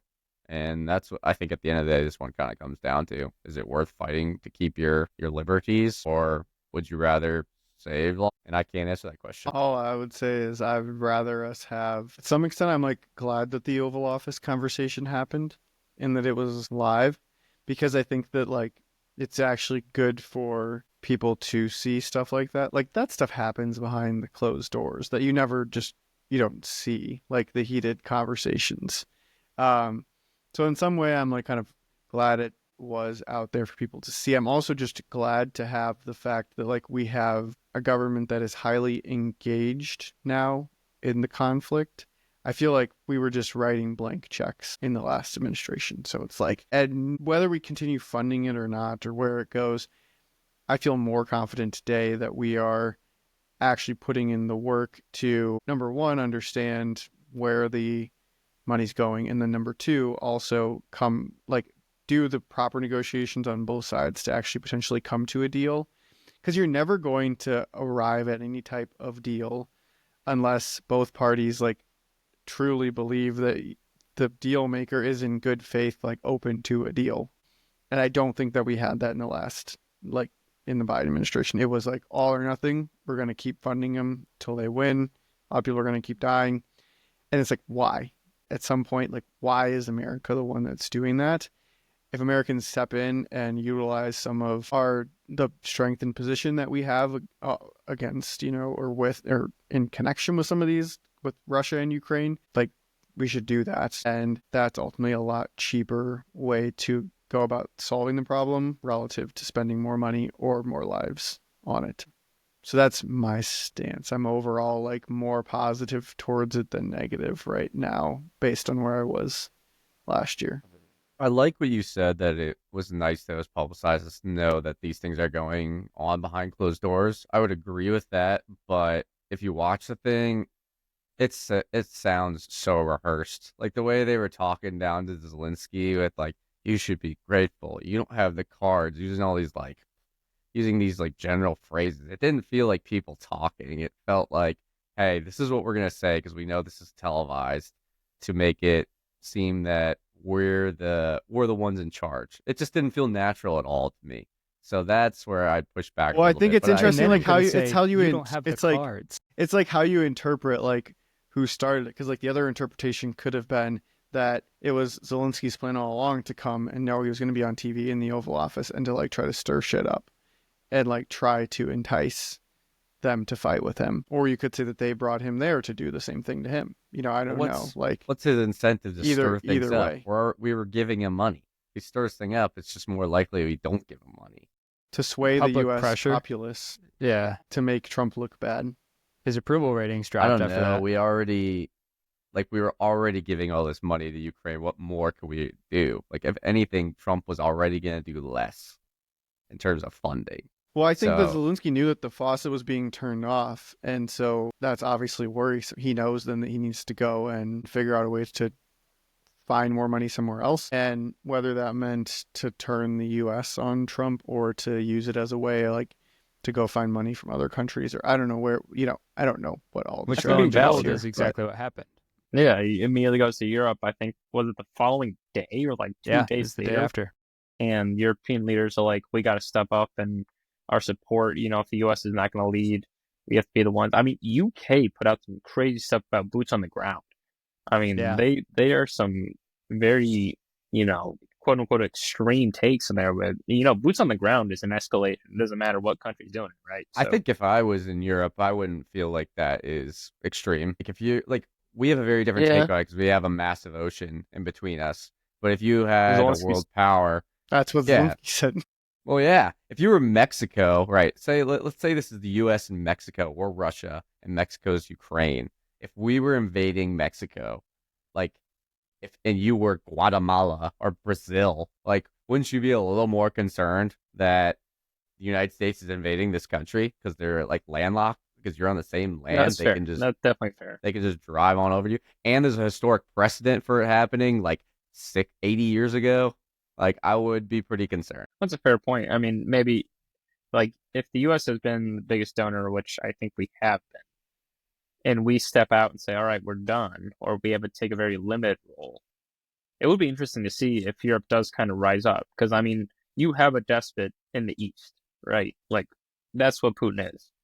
So it's an opportunity for Europe to kind of say no to that. So I wonder if they do step up. And Well, that's yeah, been that's- Trump's that's been Trump's point the whole time, is that like we are funding all of these countries. Like, we are paying for NATO. We're paying for world protectionism. And it's time for other countries to step up and pay their But you can fair make the share. argument that there hasn't been a world war since the United States has led an organization like this. There's been proxy wars. There's been countries fighting each other. There has not been a world war since the United States has become the world protector. So, like, But I guess is there an unlimited, this is probably a whole nother can of worms. Like, there's some maximum point at which we no longer will keep paying to prevent that from happening. I don't know what that point wouldn't we is. want to try to push that to the max extent to prevent that to happen? Maybe some people would say Maybe we're that's already where we're there. at. Maybe that's where we're at, but it's just very interesting where the United States wasn't a world power, really, like the number one world power until after World War II, right? Because we were unscathed and we had massive factory output. And now we haven't had a world war since, and now the United States is like, you know what, let's take a back seat. It's going back to isolationist in a way, right? 20s, like, there's a massive 20s and 30s, like massive, don't join or that was, I guess, before World War One, we were kind of isolationists as well. We're just saying, let the world do its thing, and look what the world did without us. 2 massive world wars. So it's just like, Do you think that I think we have a part to play. And that's always going to be my take. on the negotiating table, I don't know how much, I haven't read enough about the negotiations or what's being asked and what they're agreeing on or trying to agree on, but do you think they have gotten to a place where they're like, okay, we'll allow you to annex Crimea or whatever area that they've taken control of now, right? And we'll allow this. But if we see in the future any sort of movement again, similar to this aggression, boots will put on the ground. Do you think the United States has ever gotten to that place? Like, that sounds like the big threat to me. It's like the big red line that Obama drew. Yeah, it's like, sure, we allow it this time because you say, I mean, Russia's argument is, oh, these are our cultural people, so they're really still part of Russia. So that's their, like, BS argument, right? Instead of just wanting to control more area. But you say, hey, we have a red line here. Because they say their red line was Ukraine joining the UN, right? And so we'll say, okay, well, here's our red line. Oh, sorry, yes, NATO, not UN. And so here's our red line. This is how we're going to come to peace. But if we see any further action, we basically will have a NATO agreement with these other European nations and ourselves saying we will put boots on the ground if you try this again. Do you think that's where they've gotten to? Or is that too extreme? Because it feels like they've been trying to be as less extreme as possible. They've been trying to say, we'll just give money to Ukraine and we'll let their people fight it and hopefully they'll be fine. Like back to the Cold War. But in the Cold War, we actually put boots on the ground. Yeah, I think It's Austin very made the unpopular. point, though. I think the good faith, yeah, it wasn't very popular. The good faith that you have with a new administration is interesting, where you have to look at it as like Russia's not backing out, right? It would be a political suicide for Putin to give up all the ground and okay, Ukraine, you won. So realistically, any way this is ending, you now have to have a compromise. So I think that's at least what Austin said. That part I agreed with most of, like, there is going to be a middle ground now. You have to cede something to Russia or else it's not going to end. And the previous administration was weirdly quiet. Like, yeah, they sent a lot of money over and a lot of supplies. I think the U.S. is kind of using it as a testing ground as well. I mean, that's kind of what we do with wars, is see what works and where things are going. Like, I imagine the drone warfare the United States is now able to do is just crazy compared to what it was 3 years ago. Like, that's kind of where warfare is going, right? So, yeah, I think there's going to be a middle ground. I think this whole... Now, here's the question. Do we want to pose the question to the group? Do we think this is going to end within a year? There you go. That's our prediction. So That's the prediction. Go around the horn. This is how we're ending this segment. Say if that Around give the your Horn is prediction, officially and then the canceled, audience can... by the way. That is sad. You What? guys ever watch Around the Horn on ESPN? Well, we're bringing They it canceled back. yesterday. Well, we are the don't new have Around the nobody Horn. in VIP. point. We're the first ones. It expired can yesterday. call it Around That's the how Horn. it works. I got bird. Yeah, I know it's jumping. I'll go first. Joking. All right, Sam, so the first around date the horn. is March 5th. So by March 5th of next year, is this resolved? The And then we have to question move being, on. is Ukraine-Russia war over? Yes. I think it will have evolved. So no. His answer is no. All right. Austin. I'm saying yes. I think a deal gets done. I think Trump works his magic, engages with both sides, which is something we haven't been doing. Come to a nice little resolution amongst everybody, and we can have some peace for a bit. I am actually with Austin here as well. I think the Trump administration will threaten to pull off funding, and if we don't help fund, I'm not sure how they can continue the war unless the rest of Europe really steps up, and that is their decision. I'm not saying if it's right or wrong, but I think at some point the U.S. is going to kind of force Ukraine's hand, probably accept some sort of peace agreement that they don't want to accept. That's my guess. I'm going to go with Sam on here. I'm going to say Europe grows a pair, and they're going to be wanting to fight the monster close to home. If it was, like, not Putin, I could see it ending quicker, but, like, European leaders don't like the guy. I don't know. So I'm going to say no to March. Split right down the middle. All right, listeners, tell us what you think. And we have to remember to come back to this in a year. Which, now that we have this subscription for a year, we have to do podcasts And for at least we have another We're locked advertisement. in. Matt, who's our second ad? our second ad. Yes, our second advertiser. They heard the big news about Dole, so Chiquita coming in for the top ropes. They would like to Nice. say that their bananas are supreme within the banana market. They would like to get that. They heard about the 40% market share by Dole, so Chiquita goes, well, our share isn't too bad either. They're going to pump those numbers up by advertising on the symposium because they know our reach is Wow. so big. Wow. You I'm think going to we'd have, say like, we're a... pretty bold think by we- getting two banana. Right. We're pretty. It's pretty amazing that we have no non-compete in our contract. This is like we had Nike and Adidas in the same show. I mean, this is awesome. We are not sponsored by Nike and Adidas, by the way. Never. We are Until they raise fruits their only. offer. They can never compete with the bananas. That was excellent. All right. This has been a lengthy pod, but Justin, you did have. I don't know if I don't have any other stories. I don't know if Matthew or Sam, you have any other stories. Justin did leave us with a story here about AI that we can work on. Yeah, we can do it real fast. I don't want to go deep dive on this. I just thought it was funny. It was a little article. CEO of Microsoft, big boys working with OpenAI and ChatGPT.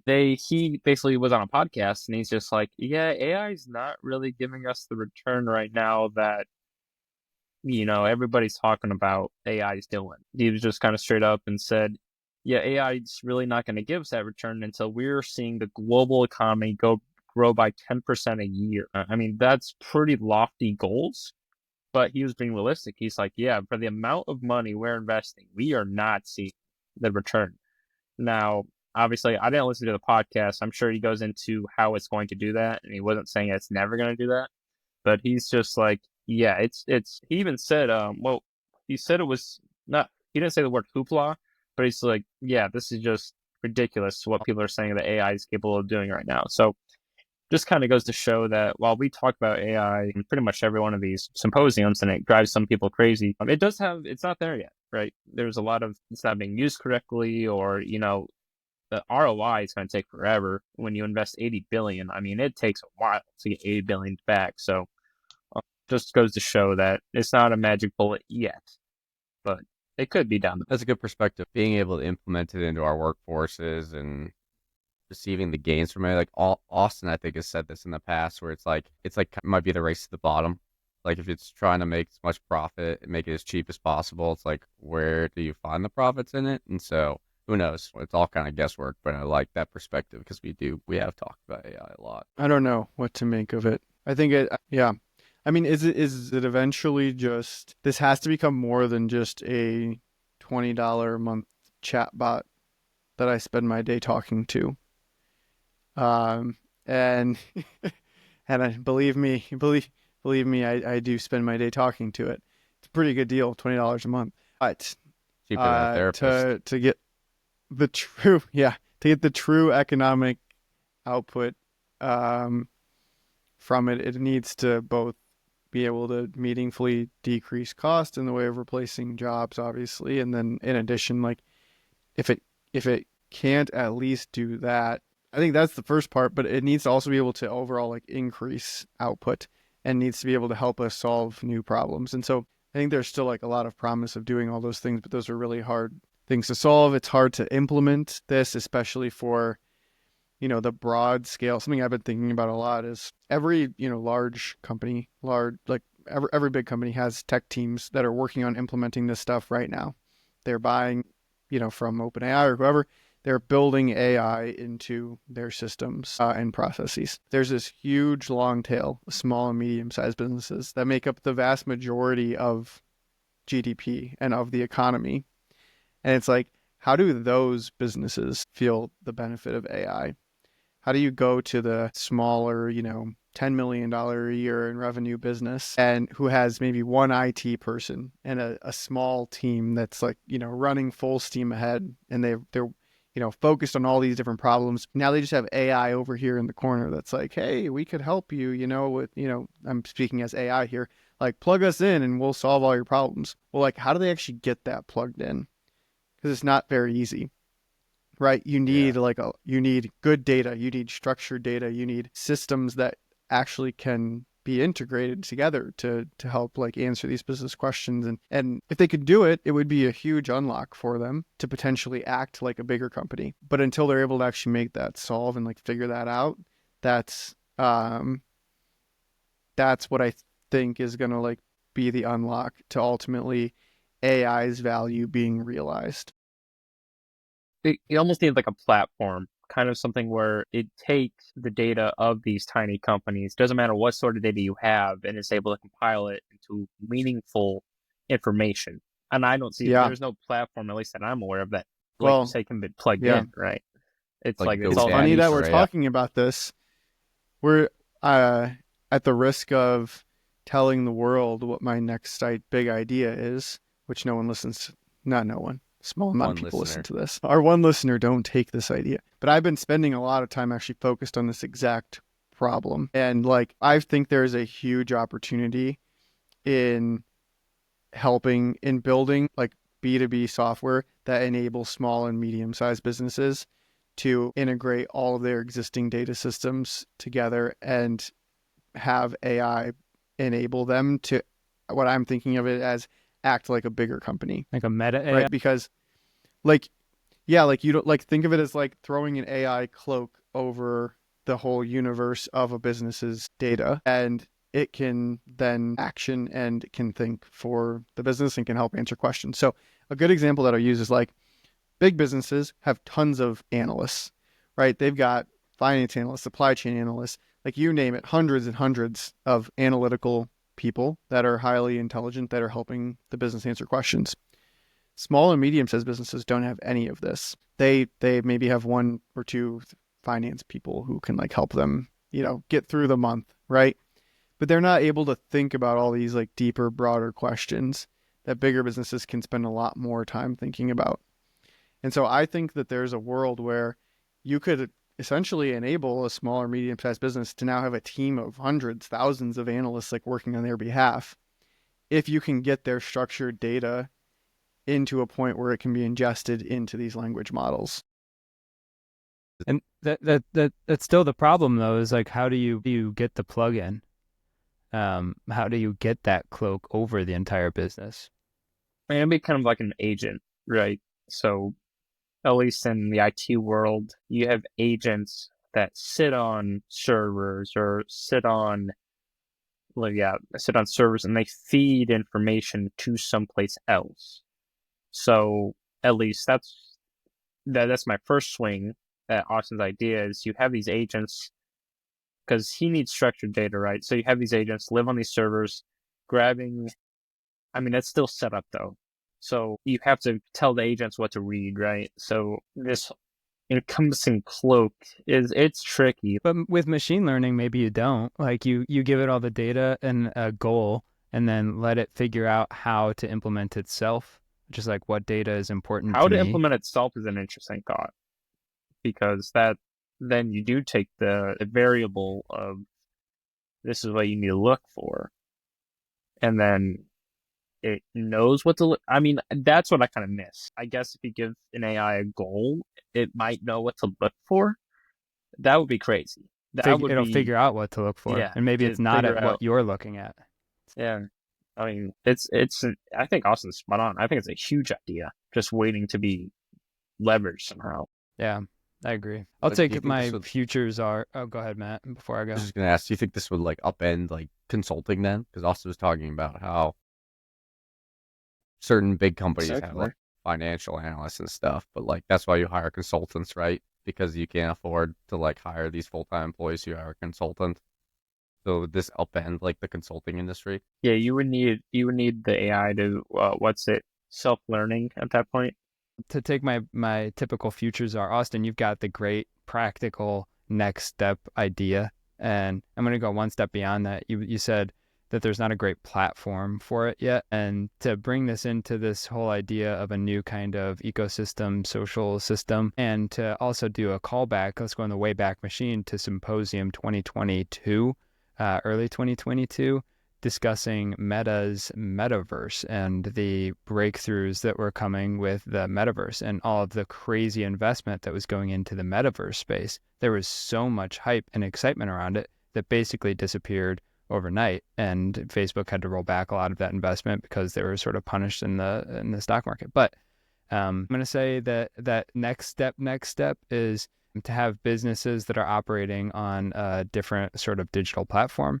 You can have AIs sort of cloaking all over the place and self-implementing and finding new ways to manage things there. So I don't know, put that, bring the metaverse back into your hemispheres. Yeah, I think that we all should have bought Meta stock when we were making fun of it so hard as it got completely destroyed and went down to like $90 a share. I bought one and then sold it at 120. Classic. Yeah. It's like what, 700 now? Before this was an episode, we did like a whole like 2-3 hours on talking about the metaverse just for fun. Yeah, we did, and now it's Before like we never had to brought do up, this for but our livelihood. I know. Well, let me tell you, the future's our idea of the idea that I'm now bringing out to the public here. It is literally to like, I believe that one day, like I want to build the technology that replaces the C-suite. Like you should be able to have an AI that literally runs the business. That is your CFO. That is your chief operating officer. That is your chief legal officer. That's not, I don't believe, like so far-fetched. Man. Because you have all the data, you can give it all the data, and then it can incorporate data from everywhere else. So like it'll start with, okay, build me an analysis of how I can sell more microphones in Iowa, right? Like it'll figure that out for you. And then you can say like action on that. Okay, you need to build a plant here, you need to do this, blah, blah, blah, blah, whatever. But then eventually it could start actually making decisions for you on your behalf, where it could say, what's the next best thing to do? Oh, it's actually not to sell more microphones in Iowa. Next best thing would be to go sell, microphone stands in Hawaii. And, start to make those better decisions. Again, acting like a massive company that has the best analysts in the world thinking of these things for you. I mean, AIs can solve these problems just in a snap. So that's why I think there's like such an awesome opportunity. You want to talk about like expanding competition and making the free market work even better? I think this could help you. It would do that tremendously, right? do that. Yeah, exactly. Austin is so getting murdered. Sorry. Yeah, probably. Okay, I got a rebuttal here on your future idea. Go ahead. Not exactly a rebuttal, but next step. So you said it can replace the C-suite, and I want to recall back to Symposium episode 1 Symposium episode 2.5 maybe, talking about chat majesty. Here's how I'm going to get there. Okay. You say you can effectively replace the C-suite and the governance of a company could be handled better by AI. I would argue, and maybe, you could view the Trump administration's view of the United States government as more of a business that needs to be managed than one of delicate social politics and etiquette, that the U.S. government could be viewed as a business that could be run by C-suite type people that could be replaced by AI agents that you feed inputs to and then receive direction, like decisions, and production, like it would actually do the things for you. So then what you have is you're just giving, the C level or the governance level of the country, chat majesty, your information, and it'll tell you what you should do with that information, and it will also produce things for you. I don't disagree.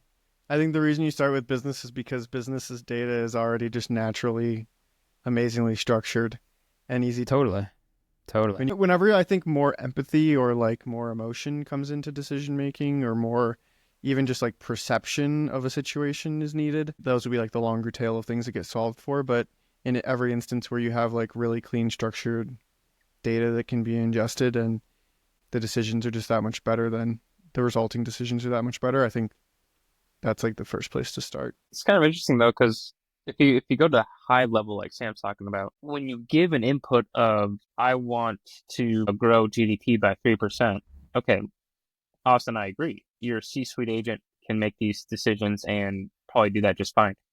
But let's say you give a different input of, I want to improve the lives of my citizens. That's very general, but improve the lives of my citizens. I don't think there's a way that AI is going to be able to do that, right?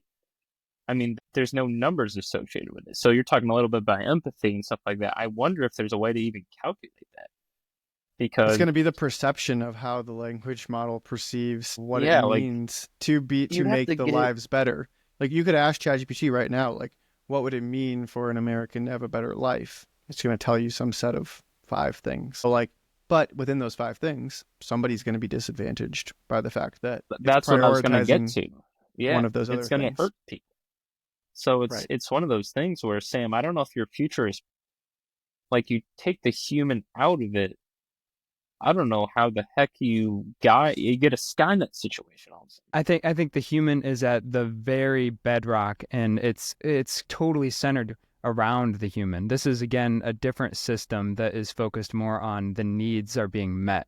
Like, to picture this, that every day it was a requirement that everybody just said today was a good day or a bad day. You know, you're responding to this idea and you say, overall, it made me feel positive or made me feel negative. And that's your only input that's what you are trying to maximize. And then chat has all of the other data and all of the other decisions. And every day it can just collect and start to understand how to maximally increase humans' happiness and just positive feelings. Like, isn't that ultimately what we want? Maybe it's through money, maybe it's through this, maybe it's through the family, but ultimately we just need to make sure that everybody is feeling positive every day. And we just give chat all the information and it comes up with whatever ways. Maybe it's grow GDP 3.5%, maybe it's fund national parks, maybe it's everybody has to, bow down and worship me and kill your oldest son. I don't know, whatever it is, as long as we're all feeling happier every day, then I think we're giving it inputs and the C-level manager gives you outputs on here's how to best run the world so that people are happy. That needs to be clipped. Sacrifice your only son or something like that.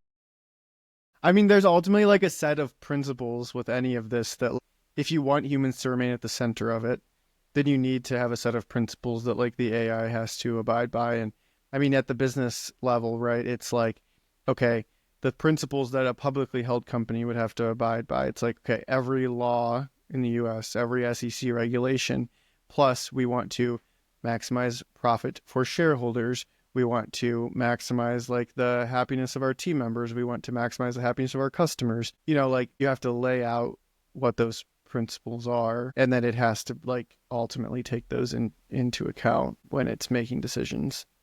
Garbage in, garbage out, though. If that system isn't working for us, I'd say, throw it out with the bathwater. And if you are unhappy with the way that chat is doing something, then you're going to say that you're unhappy. And that is going to go against the goals of chat majesty. So it will naturally abide by the laws that I think you make a good point that you need to make sure that it's constrained and that people are comfortable with it and that it's operating how you would expect it to. But I think having the fundamental and most important piece just being every day people's lives and like being happy, then I feel like the rest, like same with the Pythagorean theorem, if it's needs based, if needs are being met, then I think that it's going to point everything else in the right direction. Yeah. I'm falling into the trap again of trying to debate futures are ideas against something I'm literally trying to build today. Yeah, and I guess I didn't mean to debate you. Like, it wasn't meant to be a rebuttal. It's not a debate. It's like that's a great idea, and I wonder where it's going to go from I just there. need to then like fast forward myself 20 years and then think like, yeah, okay, right. Yeah, you're like, but practically speaking, like the business still I'm like, no, I needs want to make this work. And you're like, we're going to get everyone to say if they're happy or sad each day. And we can't get them to vote on their phones right now, but we're going to get them to vote every day. I like the call-outs to old symposiums. I totally forgot that we were talking about the metaverse for hours on that thing. And like, I think some of us called BS on it at the time, but then some of us were like, you know what? Should we be buying property? Like I was talking about Ready Player One, that movie that came out. I recently read that book. That's interesting. I mean, the same thing happened like NFTs, metaverse, VR, AR stuff. VR, AR we talked a lot about. Yeah. They're saying that Samsung's supposed to come out with their competition to the Apple Vision Pro. Apple Vision. Yeah. Apple should release something eventually, that's cheaper, but who knows? They're way behind. All right, all you crazy commodity traders out there, here's the hot tip of the day. Potassium. Thanks to Dole and Chiquita for our sponsorships. Also be sure to check them out. Prices should be stable. They're very good at trading their commodities. Thanks for coming. Thanks for watching. Reach out to us, symposium574@gmail.com. We receive a lot of emails, but we're checking our spam filters. We read every single one of them. We reply to none of them, but we will talk about it on the show if it's interesting. So send us an interesting email, keyword interesting. Also, if you are our one viewer, or if we have two viewers, thank you. But if you're the one viewer who's watching on YouTube and Spotify, just tell one other person or two other people that you're a loser. And we'll see you next week.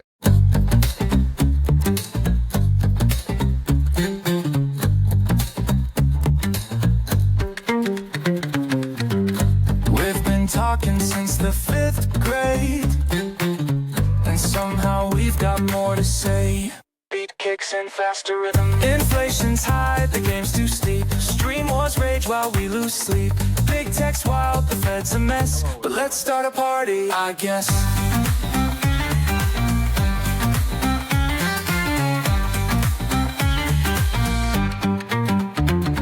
Symposium, where tangents thrive. Old friends talking, the takes collide. Symposium, no wrong or right, just good conversation deep into the night. Yeah, we're still talking.